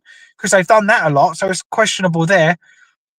For me, they either sell up or back what they've got. They have to back what they've got. Make sure you've got the right coaching staff. Make sure you've got, more importantly for me, the right scouting department. We cannot keep buying Tells, Oderbirds, Bergvales, Greys. Like, you can't physically do it. You've got to start recruiting the right people. We've spent nearly £1 billion, and I can name maybe 3, 4, 5 players that you're going to make profit on. The rest is just duds. So, in theory, you've just blown £1 billion on nothing. It don't make good business sense. Don't make good financial sense. It doesn't make good sense in the fans wanting to come and watch these players. I mean, Lubo's probably buzzing that we signed Archie Gray, but I don't get it. Like, what are people paying to see? And I think that's what I said. And I know you use the saying quite often. I went to Bournemouth at the start of the season, and I said to my son, "Who do you want on your shirt?" Because it's like a tradition. We always go into the shop. rightly or wrongly. I know people hate that. And I always say to him, you can have the top, whatever top you want. You can get a name on it. Do what you want. And he picked a training top, and I was like, "Don't you want like the first team kit?" He said, "No." I was like, "But you can get a name on it." He went, "I was like, who would you like name on the back?" He was like, "No one." And what a shame! I mean, I remember growing up thinking Defoe. You know, when you're kids, you're running around in the playground shouting their name as you score into the top corner, and you think, "Yeah." But now it's like, yeah. I think if I showed my son a picture of Tel or Odebert, he'd be like, "Yeah, who are they?" Do you know what I mean? The key thing for me, James, is here. I keep making this point. It keeps going over people's heads that the bigger picture is, yes, we're going to change manager. Yes, we might go up a couple of positions in the league. We might not, by the way. We might drop. I know no one talks about that. But what if the new manager comes in and takes us down into a relegation battle? Right now, we're 10 points off it. Right? Right now, we're 10 points off it. What if this new manager comes in, can't win a game for love nor money, and we go down? Now, again, long shot, James. I don't think we're going down. But I'm just playing hypothetical, right? This is why I said the bigger picture for me is a new manager might come in, get a few better performances, a few more points. But realistically, what are we actually as a club? What are we? There's no plan. So as I've said, Frank will go. I am comfortable with that. I think most people are comfortable with that. That's fine. But unless they implement something from the top down, nothing is actually changing, right? But we can't have that conversation because people are so... Look how many people still want to talk about Ange in the chat, right? 3 years down the line, people will still be talking about Ange or Conte or Joe. We don't move on. People are so... Like Sean said this best. Sean said this best ages ago. He said, it's not that he wants Poch. It's not that he thinks it will work. But we are so desperate. Every time something happens, and I'm paraphrasing, so Sean, forgive me if I know you're in the chat. Every time something bad happens at this football club, we straight away go to Poch. The only man is Poch. Get Poch. Like, we're so nostalgic. We're so stuck in the past. We're so desperate to recreate what he did, but without actually winning anything. But we're so desperate to recreate that he's the name. And Sean was right. He said, the only way to scratch that itch is going to be to give it to Poch. Then, what if we give it to Poch and after 3-4 years, nothing's changed? Right? Because I don't believe in any way, shape or form, Poch is going to be able to get us back to Champions League finals, second place. No. Not knocking Poch, but I think that was right time, right place, right players. Right? Now, he's coming into an utter shit show. If he thought he went into a shit show when he took over from Sherwood, right? Well, I think we finished 5th or 6th. He is coming into a right shit show. Oh, yeah. Right? This will be years and years and years to catch up the Arsenals, the Cities, the Liverpools, if we can.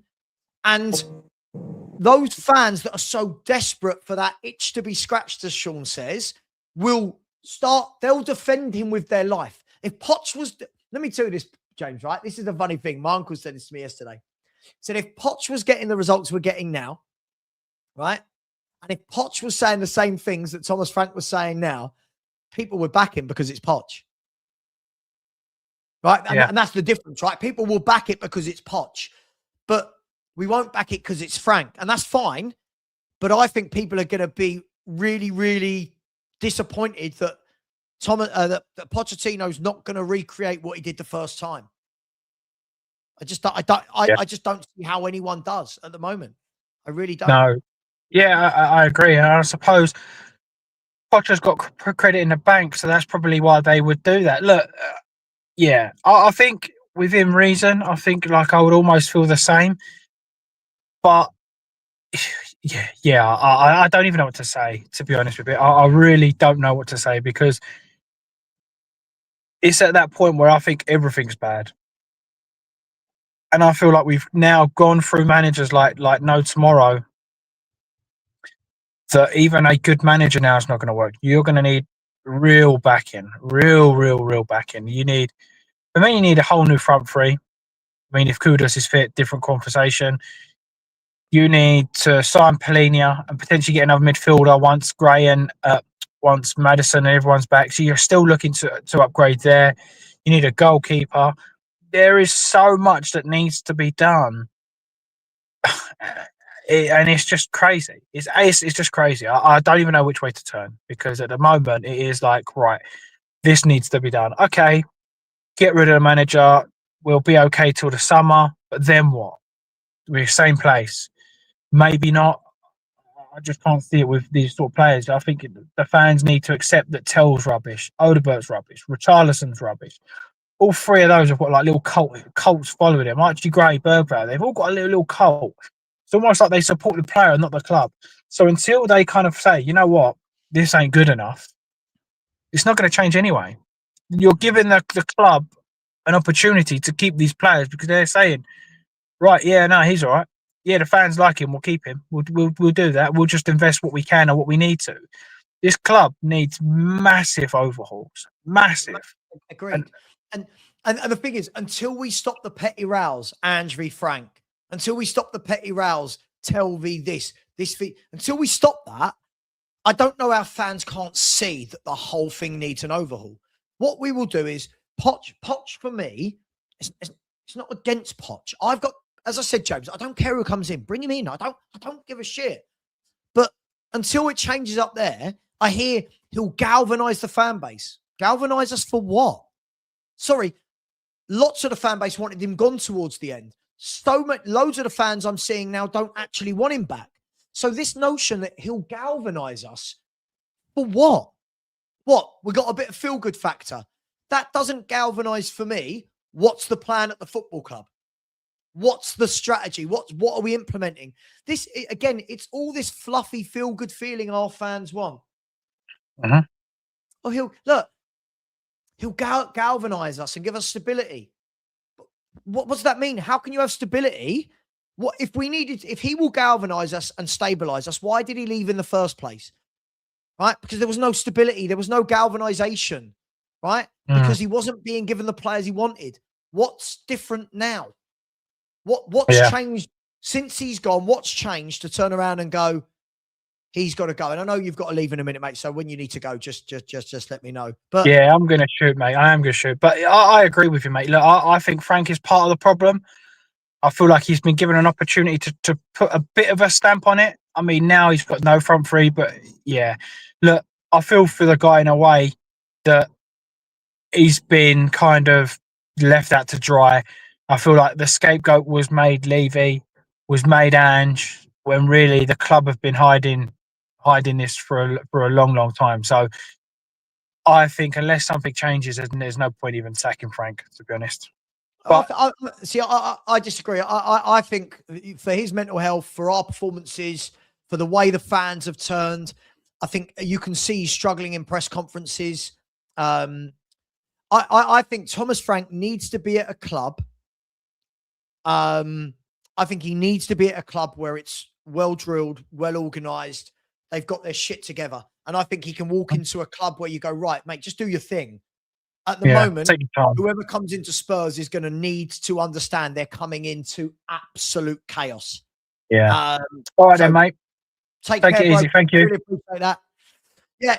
So, look, guys, as I said before, I know lots of people joined halfway through the show, and there's, I wasn't defending Frank at all. I said that he needs to go for multiple reasons. He needs to go. I'm just not sure what's going to actually change. There's two different conversations. I don't know what's actually going to change for the long term at this club until they sort it out up there. And by the way, up there, that isn't in my loft. I mean, in terms of ENIC and directors of football. And that's the point, right? I feel that at some point we're going to have to get past this whole Frank Ange debate. Like it's so draining. Every single person, but Ange. Like, let's not rewrite history. We weren't doing well under Ange. We're not doing well now. Can the next manager do any better? I don't think so, unless we buy massively better players. If I'm wrong, who cares? I'm wrong. Brilliant. Spurs are better. But look, as I said, the new manager's going to come in again to what Frank did with none of his players available, not being able to put his full strength team out once, So, no, Terry. I'm not turning my back on Frank. You can see it. The man's beaten. The man's drained. Terry, I'm not. You can see it. The man's beaten. The man's drained. The fans have gone on him. The fans have gone to the point where he can't turn this around. They've made that their mind, Terry. I don't know how, for his sake, for the fans' sake, for the club's sake, this is ever going to improve. All right? Whoever comes into this club next for me, Terry, again, whoever comes in next to me is gonna need to know from the get-go that they are walking into utter chaos. Utter chaos. And this is what I thought the owners would change in the summer. I thought they would change naively. I was wrong. Right? I imagine I was wrong. I was naive. And I'm never going to fall for that again, Terry. But for me, you look at him, he looks a broken man. He looks a broken man. He looks devoid of ideas. I don't blame him on that front because I look at our players and I don't know what we're meant to do with these players. But he looks devoid of ideas. He's snapping at press conferences when he never used to. I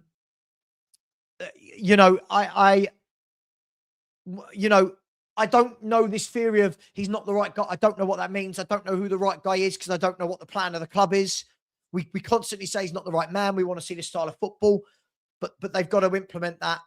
They've got to implement that from the top. And naively, I thought when all the directors changed in the summer and when they brought the coach in with all of his managers, with all of his coaching staff, when this changed, that changed, marketing director, you're thinking, okay, right, our Spurs going to implement something, and nothing's changed. And I can't keep sitting here thinking everything's going to change. I've hit the brick wall. I know people want to do the point squad. I've hit the brick wall, Terry. I've hit the brick wall of, cool, managers going, what next? Like, what next? These people, they want the feel-good factor, or we'll be galvanized. Galvanized for what? What are we being galvanized for? People want to see us kick the ball forward a little bit more. Fine. But what are we galvanized for? What's the plan? I say this all the time, Terry. What is the goal? What is the plan? Fans live in such a micro bubble of right now, but I'm looking at where are we going? Where's the club heading towards? What's the plan? What's the plan? Can anyone tell me? I get it, right? If we were sitting here and we had some really good attacking players and we weren't scoring, I'd get it more, the hate. But I don't know. This is only for me personally. I think this is one of the weakest. Again, this will be different with players fit, but this is one of the weakest teams I've seen. Definitely the weakest front three I've seen in my 30, 40 years of supporting Spurs. But I don't know. Everyone wants YouTubers or whatever to have one set thing. This is their only thing. For me, it's all of it. And people don't like that because it's not dramatic, is it? People don't like that. I think the whole thing's a shit show. I can't keep saying that with people coming on a line saying you don't say this. So when people tell me he's not the right man, I heard this with Jose, I heard this with Conte, I heard this with Poch, I heard this with well, not so much with Poch, I heard this with Nuno, heard this with Ange, heard this with Frank. We're all guilty of saying it at some point, but I've got to the stage where I'm going, what does that sentence mean? He's not the right guy for us. What does that mean? The right guy for what? For what? For what? Bringing some stability? For winning? For playing good football? Like, what does that mean? And this is the point, Gary. Moving forward, bring in who you want, Spurs. Bring in who you want. Bring in who you want. Bring in who you want.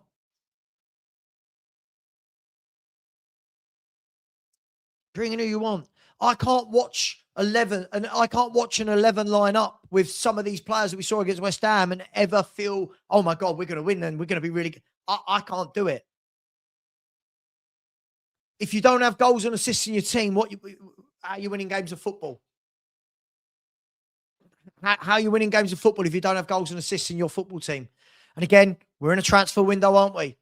19 days into the window, all this kerfuffle going on. Where's the signings? And again, stop equating that to Frank. Where are the signings? And I agree, Terry. I agree. But we're not going to do it, are we? Hence the show, Terry. 7 managers, which is going to be the next manager, 6 years. Hence, this is the problem. There is no stability. There is no plan. There is no structure. Now, again, I'll quote Sean. I thought Sean made a really good point yesterday on his show. Whether, again, listen to this guy. Look, again, he's not listening to a word we've said in this show. You're not listening. You're not listening. You're not listening. You're not listening. Use your ears. He made a great point, Sean. He said, whatever you think about Frank, whether you like him or not, these owners implemented their plan, their project. If they stop that after 6 months, right? What does that mean? What, that they're bailing on their own project after 6 months? What does it mean? It means that they didn't really have a plan or a long-term plan or strategy at all, did they? It's amazing how many people can't listen to what I'm saying. It's so funny. If you say anything that isn't Frank shit, stop defending. I'm not defending him anything. I think the whole club's a mess. Again, mate, you're just to be blocked. Frank isn't destroying the club. This club's been destroying itself for decades. Thank you, Daniel. Someone. See, again, these aren't Spurs fans. Again, all centered around Frank. We need players. We need players. You look how fake a fan this is. I'll call it out. Look how fake this is. I don't care who the manager is right now. We need signings badly. You got fans going, I'm glad we didn't. What are we doing here? We need footballers. We need players. How bad is it that the fans got to the point where, no, this manager can't have money? We need players badly. We need forwards. No, Rob, you grow up. I wouldn't want to get... You don't think we need footballers? We're desperate for players, and you're going, I'm glad they didn't give him... What? How pathetic. The same type of fan going, oh, we don't score loads of goals. No shit, Sherlock. You don't want them to buy forwards for him. The club need forward players, whoever the manager is. Again, forget Frank, forget Ange, forget the next guy coming in. We need forwards. We need forwards. Look at, again, that's what I'm saying. Look how shit some of our fans are, that their hate for one man is overstating what the club need. Right? Imagine saying we don't need to buy players and we shouldn't be buying players. When you're saying proper childish, Rob, imagine you don't think we should be giving players to this football squad. Think about it. Think about it. Like, it's utterly crazy. Whoever the next manager is, we're all going to go, oh, he should have had players. Yeah, but you didn't want to buy them. Wow. Oh, my God. Oh, my. It's utterly delusional, isn't it? I know, Nugget, this is the point. Sorry. This is the point. Imagine, you're glad we're not signing players. What on earth are we doing here? What on earth are we doing here? Yeah, exactly. Yeah, then it's can't fix everything in one window, but we don't want to buy people for this. Oh, my God. Honestly, it is absolutely horrific. Absolutely mental. Fans not wanting, oh my God. And again, the hate for the manager is overshadowing that we need what we need as a club. That is when you know people have gone up there.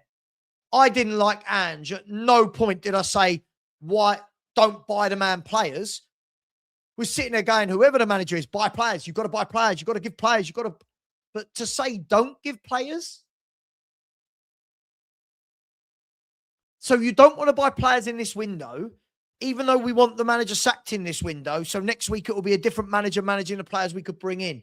Wow. See what I mean, guys? Everything's broken from owners to like everything. The whole thing is broken. The whole thing is broken. And it's now more important for people. It's now more important for people to hate one person than to want the club to get better. As I said, I never wanted Ange. Everyone knows that. Never did you hear me say, don't buy in players. Never did you hear me say, don't buy footballers. Never. See, again, you don't understand how a football club works. Don't understand how football clubs work. This is the director of football and the strategy and the scouts. This is them. Yes, not over 6 months when all of your top players are missing, though. It takes time. Look what he did at Brentford. Yes, it takes time. And if that's not right for Spurs, move him on. Next manager comes in. I genuinely, honestly, lose my I lose my willpower with how dumb some of the comments are truly crazy. And it's not difference of opinions. Imagine. Oh, right. So now you've changed, right? Okay. So now you do want to sign players, right? You've had a little think about how silly what you said is, right? So now we want club signings. All right. When the next manager comes in, don't be complaining about club signing. Like it's crazy. Again, this all goes down to what I've been saying. If there was a plan, a structure from the top, we don't have to worry about backing Frank, backing Ange, you're backing the club. If there is a structure, you are backing the club. Brighton buy players. Doesn't matter if it's Hurtzler. They are backing the club and the identity and the system and the philosophy and the plan. No, mate, you don't want Spurs to buy better players, then complain about how bad we are. What a shit fan. Sorry, mate. Don't buy players. Don't want to buy better players. Ridiculous. Absolutely ridiculous. I've never ever seen any fans say they don't want to buy footballers. Like this is mad. This is mad. As I said, Brighton's, Brentford's, these guys can bring in players. The strategy and the structure of the club is brilliant. What we've done is create a strategy where fans like Rob don't want to buy players because of their hate for the manager. Rather than supporting Spurs and going, right, what we doing, Enoch? What we doing? It's, I hate this manager so much, I hope we don't buy players. Wow. Again, strategy, structure, plan, ethos, planning. It's not there. But don't worry. The next manager, he's going to change it all. No, he's not. Up there. It's so funny, isn't it? People that love Ange, for example, right? This is where I find it also funny is injuries. This manager gets none of that grace. He has not once played his best 11. Doesn't mean he should stay, but where's the grace for that? I don't know what we're doing here. I don't know where the club is going forward. All I know is this manager is going to depart. I think what will happen, if I'm wrong, I'm wrong. If I'm wrong, I'm wrong. I think that we will lose tomorrow night to Dortmund. I just can't see the players are good enough with what we got left. And then I think it's an easier decision, Nick, because it's another defeat. I think we lose tomorrow. I think he goes Wednesday, and then we're going to start the whole right. Is it Johnny Heitinger? Like for you guys, who comes in? Like if it's an interim, is it Heitinger? Is it Heitinger? Is it somebody else? I don't know who comes in.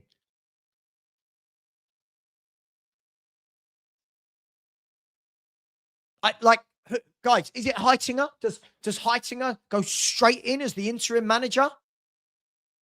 I've seen people who didn't want him hired as part of the coaching team. So does he go straight in as the interim manager?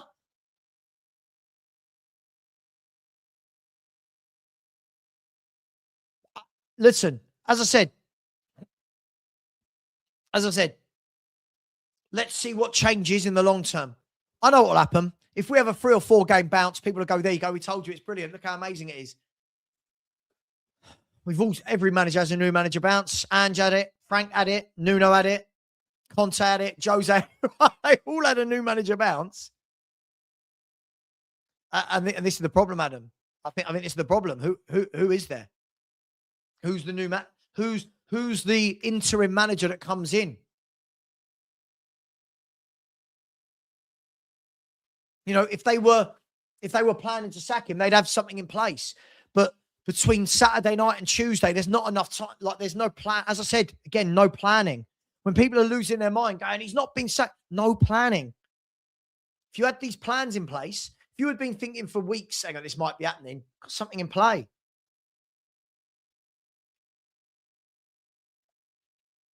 I'm all for whoever they want to bring in next. I'm cool with it. Whoever, I don't care anymore. Bring them in. But please, Tottenham Hotspur, implement a plan. It's not even who I'd like Frank to sign, is it? I want Tottenham Hotspur to sign wingers and forwards. But right now, are they going to join when we're about to sack a football, when we're about to sign a manager and they don't know who they're joining to play for?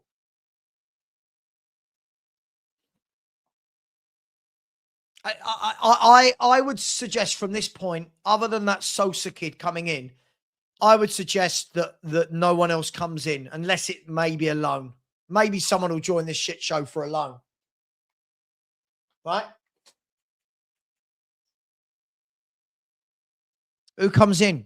Can I ask you right now in the chat, just give me how many more players, forget Sosa and Gallagher, how many players do we think come in the next in the next what, 12 days, 13 days? How many permanent signings do you think we get?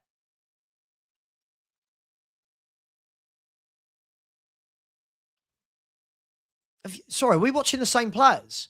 Tell, Odobert, Mawani, Gray, Danso, Ben Davis, Jed Spence, Vicario. What are we doing here?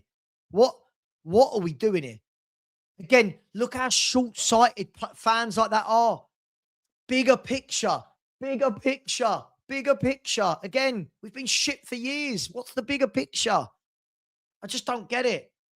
As I said, fans like that will be happy. A manager comes in, gets a new manager bounce. Doesn't matter if it goes to shit after that. They're happy because they had their new manager bounce. I reckon about 3% of our fan base actually think about the direction the club's going, the bigger picture. The rest just say things like that. We should be doing better. Based on what? Our results for the last 2.5 years have been absolutely shite. What is this based on that we should be doing better? I don't know.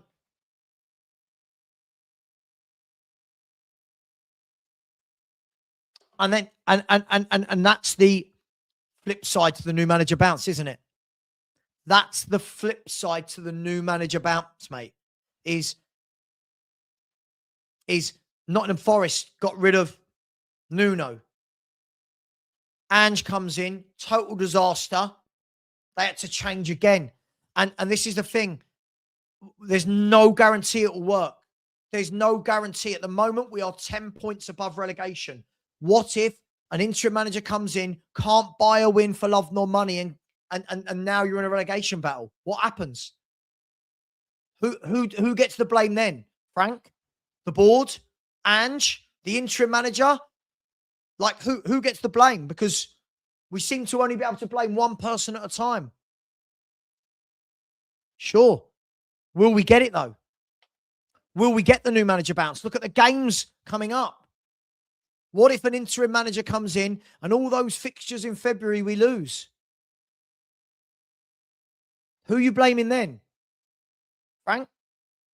The owners? Paratici? Lang? Ange? The new manager? Who are you blaming? Let's see. I want to see if these same people keep the same energy if nothing changes with a new manager. Well, we're not. We're 10 points clear. We're not. You can't be in a relegation battle if you're 10 points clear of it. But again, he wasn't. Because last year, the excuse was when he had all the injuries is why he's losing every game. He'd be coming back into that same situation with no forwards. So again, why on earth would you bring Ange back in as an interim? Like, it's mad. Sure. Sure. I'm just laying out scenarios as to what could happen. You can get your new manager bounce, or you could lose more games. And if you lose more games, what do we do from that? I don't disagree with you, mate. He's going. He's going. Cool. We've done that. Drawn a line. He's going. What happens if it doesn't work, though? And all those people that were saying it's just Frank, it should be getting more out of them. What if the interim doesn't? What if the interim doesn't? I'm just asking that question.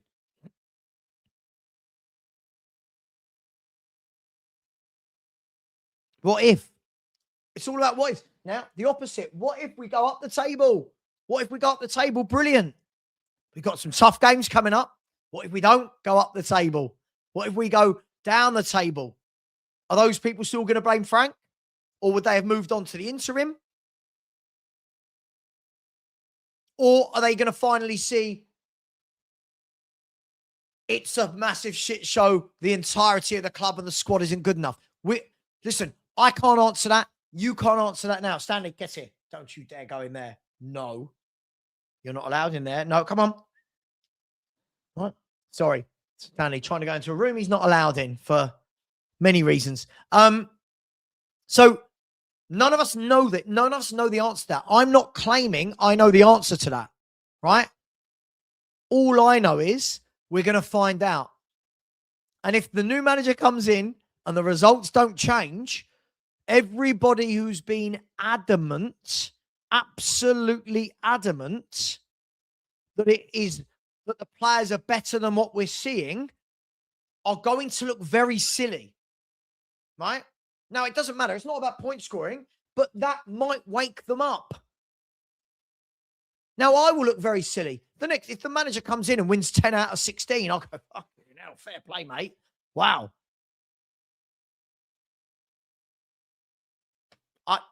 I don't know. Anyone think we're beating City with these forwards? Who's scoring against City? Anyone think we're beating Dortmund? Don't know. And do you know what it is? The difference is, though, that the Spurs fans they get on YouTube don't scratch the surface on TalkSport, by the way. Don't scratch the surface. It's all Frank. So, okay, but cool. Can we have a look at a bit of a bigger picture? Can we have a look? Can we go underneath? Can we go up top and underneath? Can we look at the big picture? Good question, John. Would you sign for an interim manager? I guess it depends, right? Maybe a loan. Maybe a loan. If you're not getting game time, you sign for an interim manager. But right now, you think if Spurs wanted just Adam Wharton and he's right, I'm going to go and go, yeah, sorry, Adam. Yeah, we've got an interim manager. Do you want to join? You'd be like, hang on. I'm not sure. Do I? What if the new manager comes in? Like, I don't know. Look.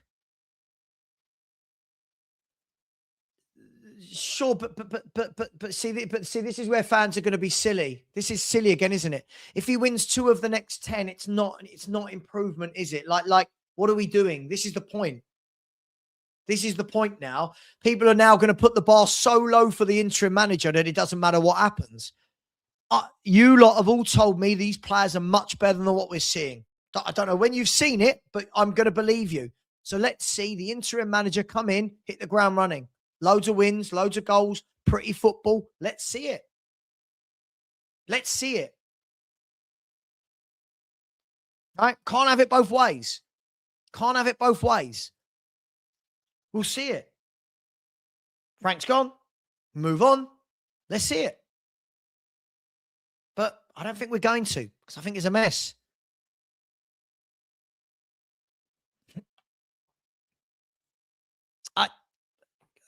Kate, I mean, look, I can't see us beating Dortmund because of the quality of the players that is available tomorrow night. But Burnley, we will know, will fight for everything. Burnley will fight for everything. Dortmund, I think, have got too much quality for us. I'm looking at that team. I don't know where we score goals. I don't know who scores goals. I don't know who creates. I don't know who scores goals. look, I don't know what they're good at. I don't think they're good enough. I don't think they're good enough, but no one wants to. Everyone says I'm wrong, and that's fine. That's fine. So we're going to see. As I said, Ryan, the new manager who takes over, let's see free-flowing football. Let's see loads of goals, loads of assists, and then we can turn around and go, yeah, I was wrong. But I don't think these players are good enough. I think this is one of the worst front threes in the club's history. I think it's absolutely dreadful. And if your front three shit, how are you scoring goals? We'll see. Look, as always, guys, there's no right, there's no wrong. There's only opinions, but we're a shit show. I think we all agree on that. So many people in the chat. I've tried to engage people in a what do we do next? All they can focus on is Frank. It's like, yep, okay, move on from Frank. What next? They can't do it. People like Rob can't do it. Every answer had a Frank in it. Frank, but what are we doing it? Frank. We can't move on. We never move on.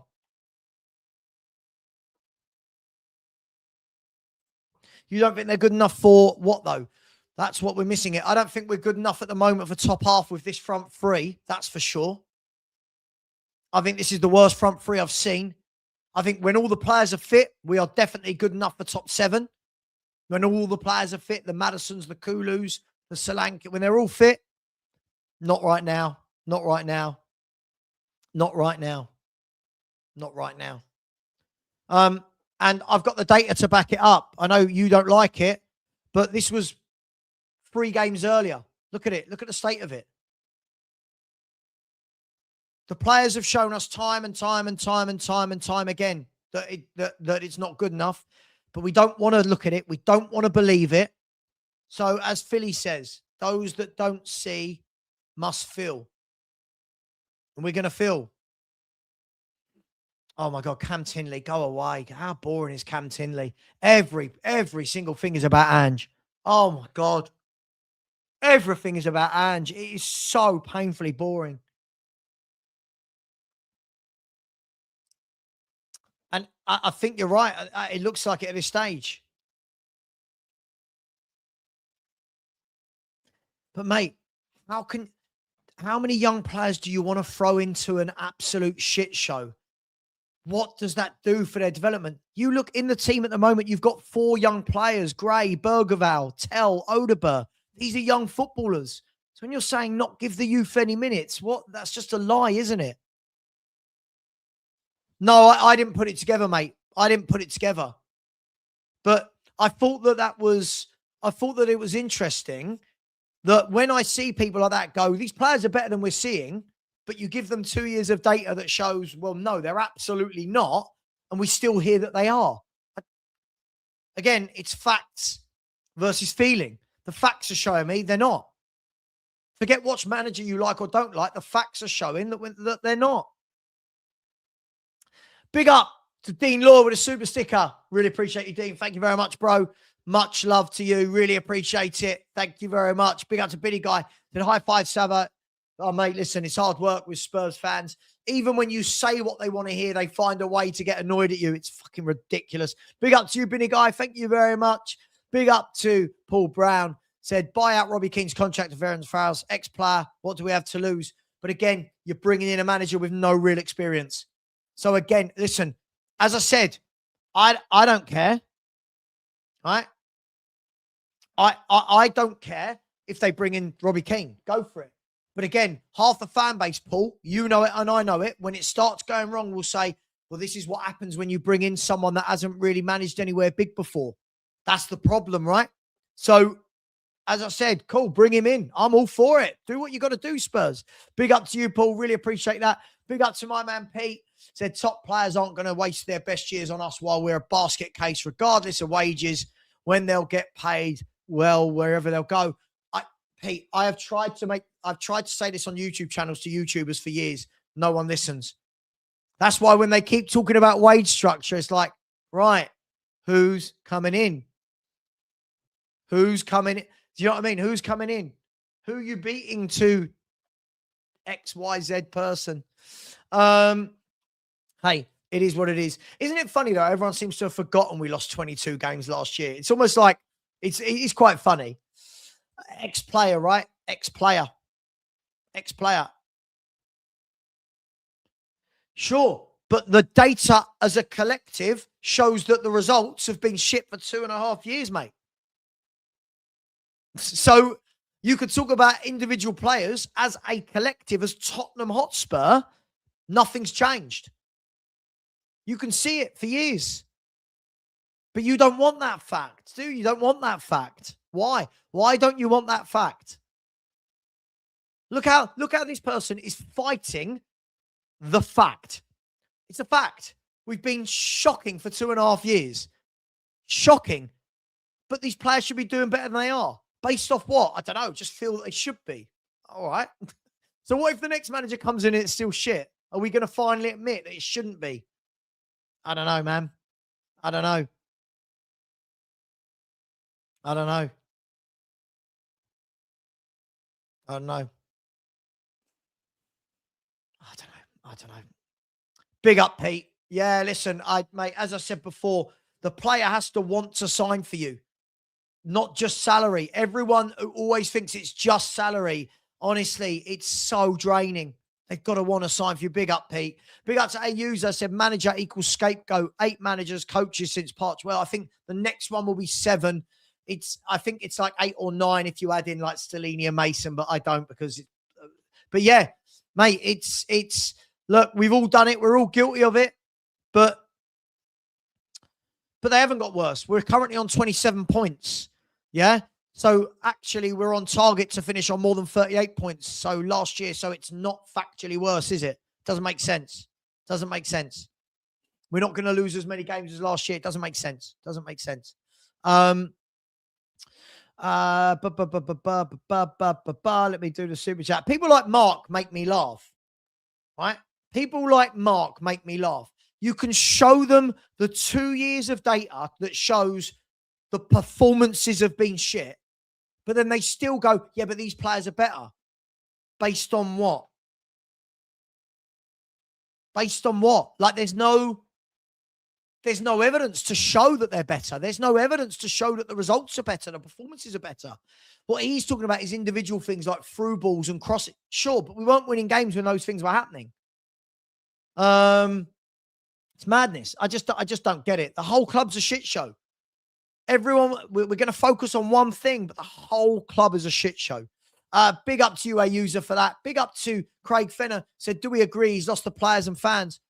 When we say he's lost the fans, when we say lost the players, every manager we seem to have this under every manager, don't we? Every manager, right? Every manager. Oh, he's lost the players. He's lost the players. Lost the players. These players, it's their job to fight for Tottenham Hotspur. Whoever the manager is, it's their job to fight for the club. And every time they turn around and down tools, we go, right, okay, next.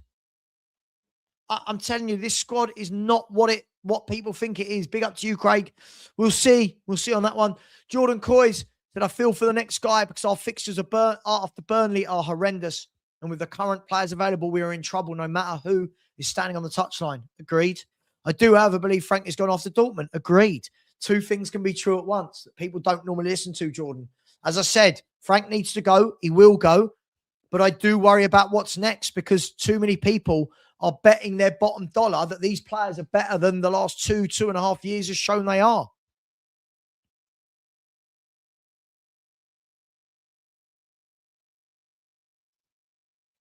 So you're not listening to what I'm saying? You've not listened to what I've said.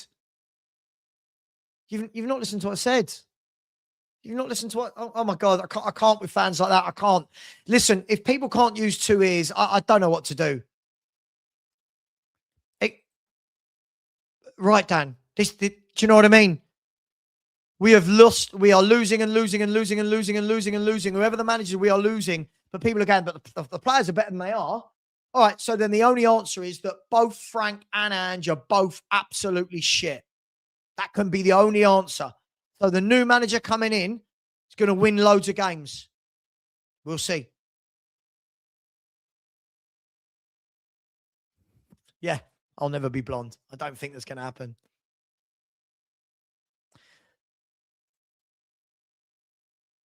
You're saying Ange didn't lose the players. I mean, we lost 22 games. So if that, like, I don't understand. If Frank's lost the players, why didn't Ange? Like, come on, it's mad. It's absolutely mad. But again, notice how everything is this manager versus that manager. No one wants to focus on the big picture. I think we've got a very poorly assembled group of players with not the right, not just ability wise, not just ability wise. I'm talking about up there. I'm talking about attitude, personality. I just think it's bad. Big up to you, Jordan. Really appreciate that, my man. Thank you so much. Big up to a user. So when players need to be sold, we give them a contract. Well, look, that's why I was happy we got rid of Johnson. But I hear what you're saying, and it's what Spurs do. You know, we're so. Ben Davis will undergo surgery today for a fracture on his left ankle. Brilliant. That's great. More. It's so bad, isn't it? So bad. Big up to you, a user. Really appreciate that. Big up to Johnny Tottenham. Hope you're well, Johnny. Thank you so much. Really appreciate you. Thank you very much. Big up to Jordan. 2 massive super chats coming again. So tell Yang, Odeberg, Solomon, Werner on loan twice. When you have recruitment that bad, then what hope do we have? Again, Jordan, people aren't seeing that. Again, look at the levels of recruitment. Look at those players you mentioned, all signed in the last 2.5 years, 3 years. It is shit. It is shit.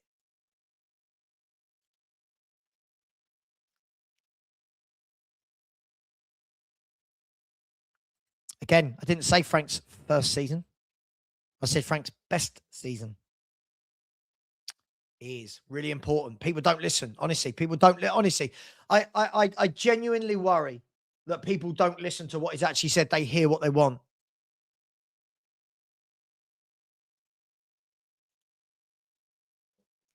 Big up to you, John. Yeah, completely agree with you, mate. I don't know. This is why I'm not looking at these players thinking anything's going to happen.